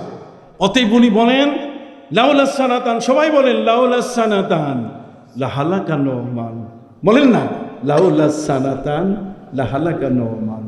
যদি 2টা বছর আমার জীবনে না আসতো, অর্থাৎ আমি বাপ আর ছেলে 2 পীরের মুরিদ ছিলাম। বাপ ছিলেন ইমাম বাকের আর ছেলে ছিলেন জাফর সাদিক রহমতুল্লাহ আলাইহিমা। আমি এই 2 জনের মুরিদ ছিলাম। এই 2 জন পীরের কাছে যাওয়ার কারণে 4000 ওস্তাদের কাছে নেওয়া জ্ঞান সবগুলোকে আমি রিফাইনারিতে দিয়ে, লোনা পানি রিফাইনারিতে দিলে যেমন মিঠা পানি হয়ে যায়, আমার আহরিত সব জ্ঞানকে আমি সব শুদ্ধ করে নিয়েছি। আমার জ্ঞানের মধ্যে কোনো বক্রতা, পচা, গন্ধ কিছুই ছিল না। আল্লাহর ওলির দরকার আছে কিনা? হাত উঁচু করে বলেন দরকার আছে কিনা? শর্ষিনা দরবার কি কোনো বাজে দরবার? শর্ষিনা দরবার কি শেষ হওয়ার দরবার? যেগুলোর দরবার নাই, পথে ঘাটে ঘুরে, কথা বুঝেন নাই, এই সমস্ত লোকের মুখে এই বাজে কথাগুলো আসে। কিন্তু না, বর্তমান শর্ষিনার পীর সাহেব হুজুর আলহামদুলিল্লাহ 3 পীরের জবান তার একটা জবান। 3 পীরের এলেম, জেহেন, শক্তি, সবগুলা কলমের শক্তি, আধ্যাত্মিক শক্তি তার সিনার মধ্যে চলে এসছে। তার ভাষা, তার কথা, তার আওয়াজ বেমিসাল, কারোর সাথে বনে না। মনে হয় 3 জনে, একদিকে ফুরফুরা, আরেক দিকে দাদা, একদিকে তালই, আরেক দিকে বাবা। সুবহানাল্লাহ বলে। যাকার সময় নিব না, অনেক লম্বা কথা। আর সময় নেব না। ইমাম আবু হানিফা রহমতুল্লাহ আলাইহি বলছেন লাউলাস সানাতান লাহালাকা নোমান, যদি জীবনে 2টা বছর না পেতাম তাহলে ইমাম আবু হানিফার সব জ্ঞান কি হয়ে যেত?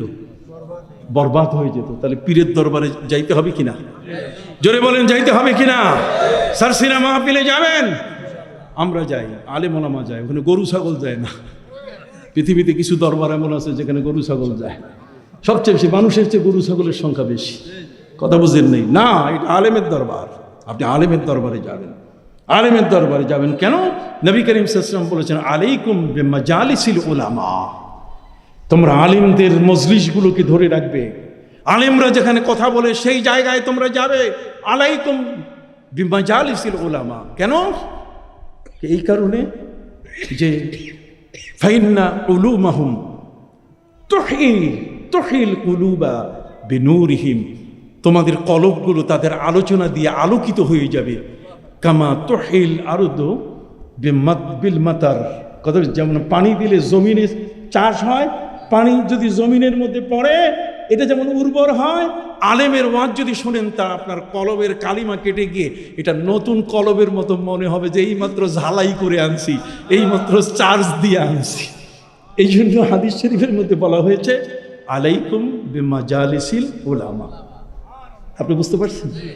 সম্মানিত শুধু এই জন্য সুফি আব্দুর রশিদ রহমতুল্লাহ আলী শাপলাজার আমার ওস্তাদ, কথা কন না, কত বড় আলেম সুফি। তার বাবা হচ্ছে মিয়া শাহ, দাদা আমার সম্পর্কে, কথা বুঝলেন?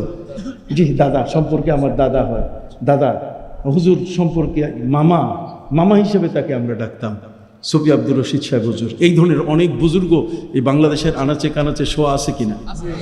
এই সমস্ত ব্যক্তিদের কারণে মানুষের জীবন উন্নত হয়েছে, তাদের কলবগুলো আলোকিত হয়েছে, কথা করেন না, তাদের কলবগুলো জিন্দা হয়েছে। এ কারণে আমি আপনাদের কাছে বলবো ওয়াল্লাহু আখরাজাকুম মিন বুতুনি উম্মাহাতিকুম লা তা'লামুনা শাইয়া, জ্ঞানের বড়াই করা যাবে না। মুসা আলাইহিস সালাম বলছেন যে আমি বেশি জানি। আল্লাহ বলেন চলো খিজিরের কাছে। বলে আব্দুনা খাজির, কই খিজির পাবো কই? মাজমাউল বাহরাইন, 2 সমুদ্রের মিলন মোহনা, আলেকজান্দ্রিয়া, সেখানে যাও। কই যাবো কেমনে, বুঝবো কেমনে? কই যাওয়া আর বোঝার জন্য কিছু আলামত দেন। আল্লাহ বলছেন তুমি না অনেক কিছু জানো,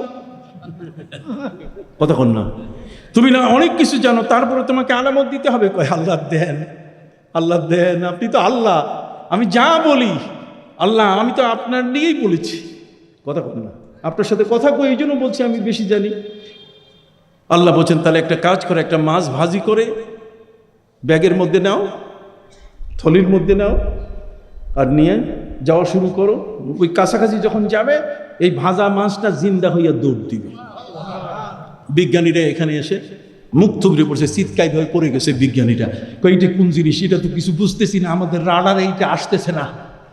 আর ইসলামের আধ্যাত্মিকতা তোমার রাডারে যাবে না, আমাদের আফকেদা তোমাদের বুঝতে গেলে আর 1000 বছর আমাদের শিষ্যত্ব গ্রহণ করতে হবে, কথা বলেন, আরো 1000 বছর আমাদের কি শিষ্যত্ব গ্রহণ করতে হবে। এক অটোফেজি বের করে নোবেল পাইয়া গেছে। অটোফেজি মানে আত্মভক্ষণ। তার মানে যখন একটা মানুষ রোজা রাখে তখন তার পেটটা চায় খাবার দাও, খাবার দাও। যখন খাবার পায় না তখন সে কামড়ান শুরু করে পেটটাকে। এখন কামড়াইয়ে পাবে কি, পায় না কিছু, তখন পেটের চর্বিগুলোকে খাওয়া শুরু করে। চর্বিগুলো খাইলে এলডিএল, আমার যেটা খারাপ কোলেস্ট্রল, উঠে পালায় যায়, আমি সুস্থ হয়ে যাই। তখন আমার মধ্যে চলে আসে এইচডিএল, আমার কোলেস্ট্রল শুদ্ধ হয়, আমি একটা সুন্দর মানুষ, সুস্থ মানুষে পরিণত হয়ে যাই। এটার নাম অটোফেজি, তার মানে এটার নাম আত্মভক্ষণ। মানে আমি মুখ বন্ধ করলে পেট অটোমেটিক আমার তার খাবারের জন্য সে আমার যত চর্বি আছে, বর্জ্য আছে, যা আছে, যত টক্সিন আছে, যত বিষাক্ত জিনিস আছে, সবগুলো সে খাওয়া শুরু করে। ও খাইয়া টাইয়া সব শেষ করলে তখন আমি সুস্থ হই, তখন আমি চমৎকার, আমার ক্যান্সার যায়, আমার অ্যান্সার চলে আসে, কি বলেন, আমার সুস্থতা আসে, আমার কিডনি ভালো হয়ে যায়, আমার লিভার ভালো হয়ে যায়, আমার ফুসফুস ভালো হয়ে যায়। জোরে বলে সুবহানাল্লাহ, আরো জোরে বলে সুবহানাল্লাহ, সবই আমার ভালো হয়ে যায়। যাই হোক, হযরত নবী মুসা আলাইহিস সালাম তিনি বললেন একটা মাছ ভাজি করবো। আল্লাহ হা, বা এটা যদি ব্যাগ থেকে বাইরে হয়ে যায়, সমুদ্রের দিকে দৌড় দিলে মনে করবে আশপাশে উনি আছে। ঠিক আছে, হযরত শামউন আলাইহিস সালাম শাগিরদকে সাথে নিয়ে দিয়েছে, তুমি ব্যাগটা নাও, দুইজনে খুঁজতে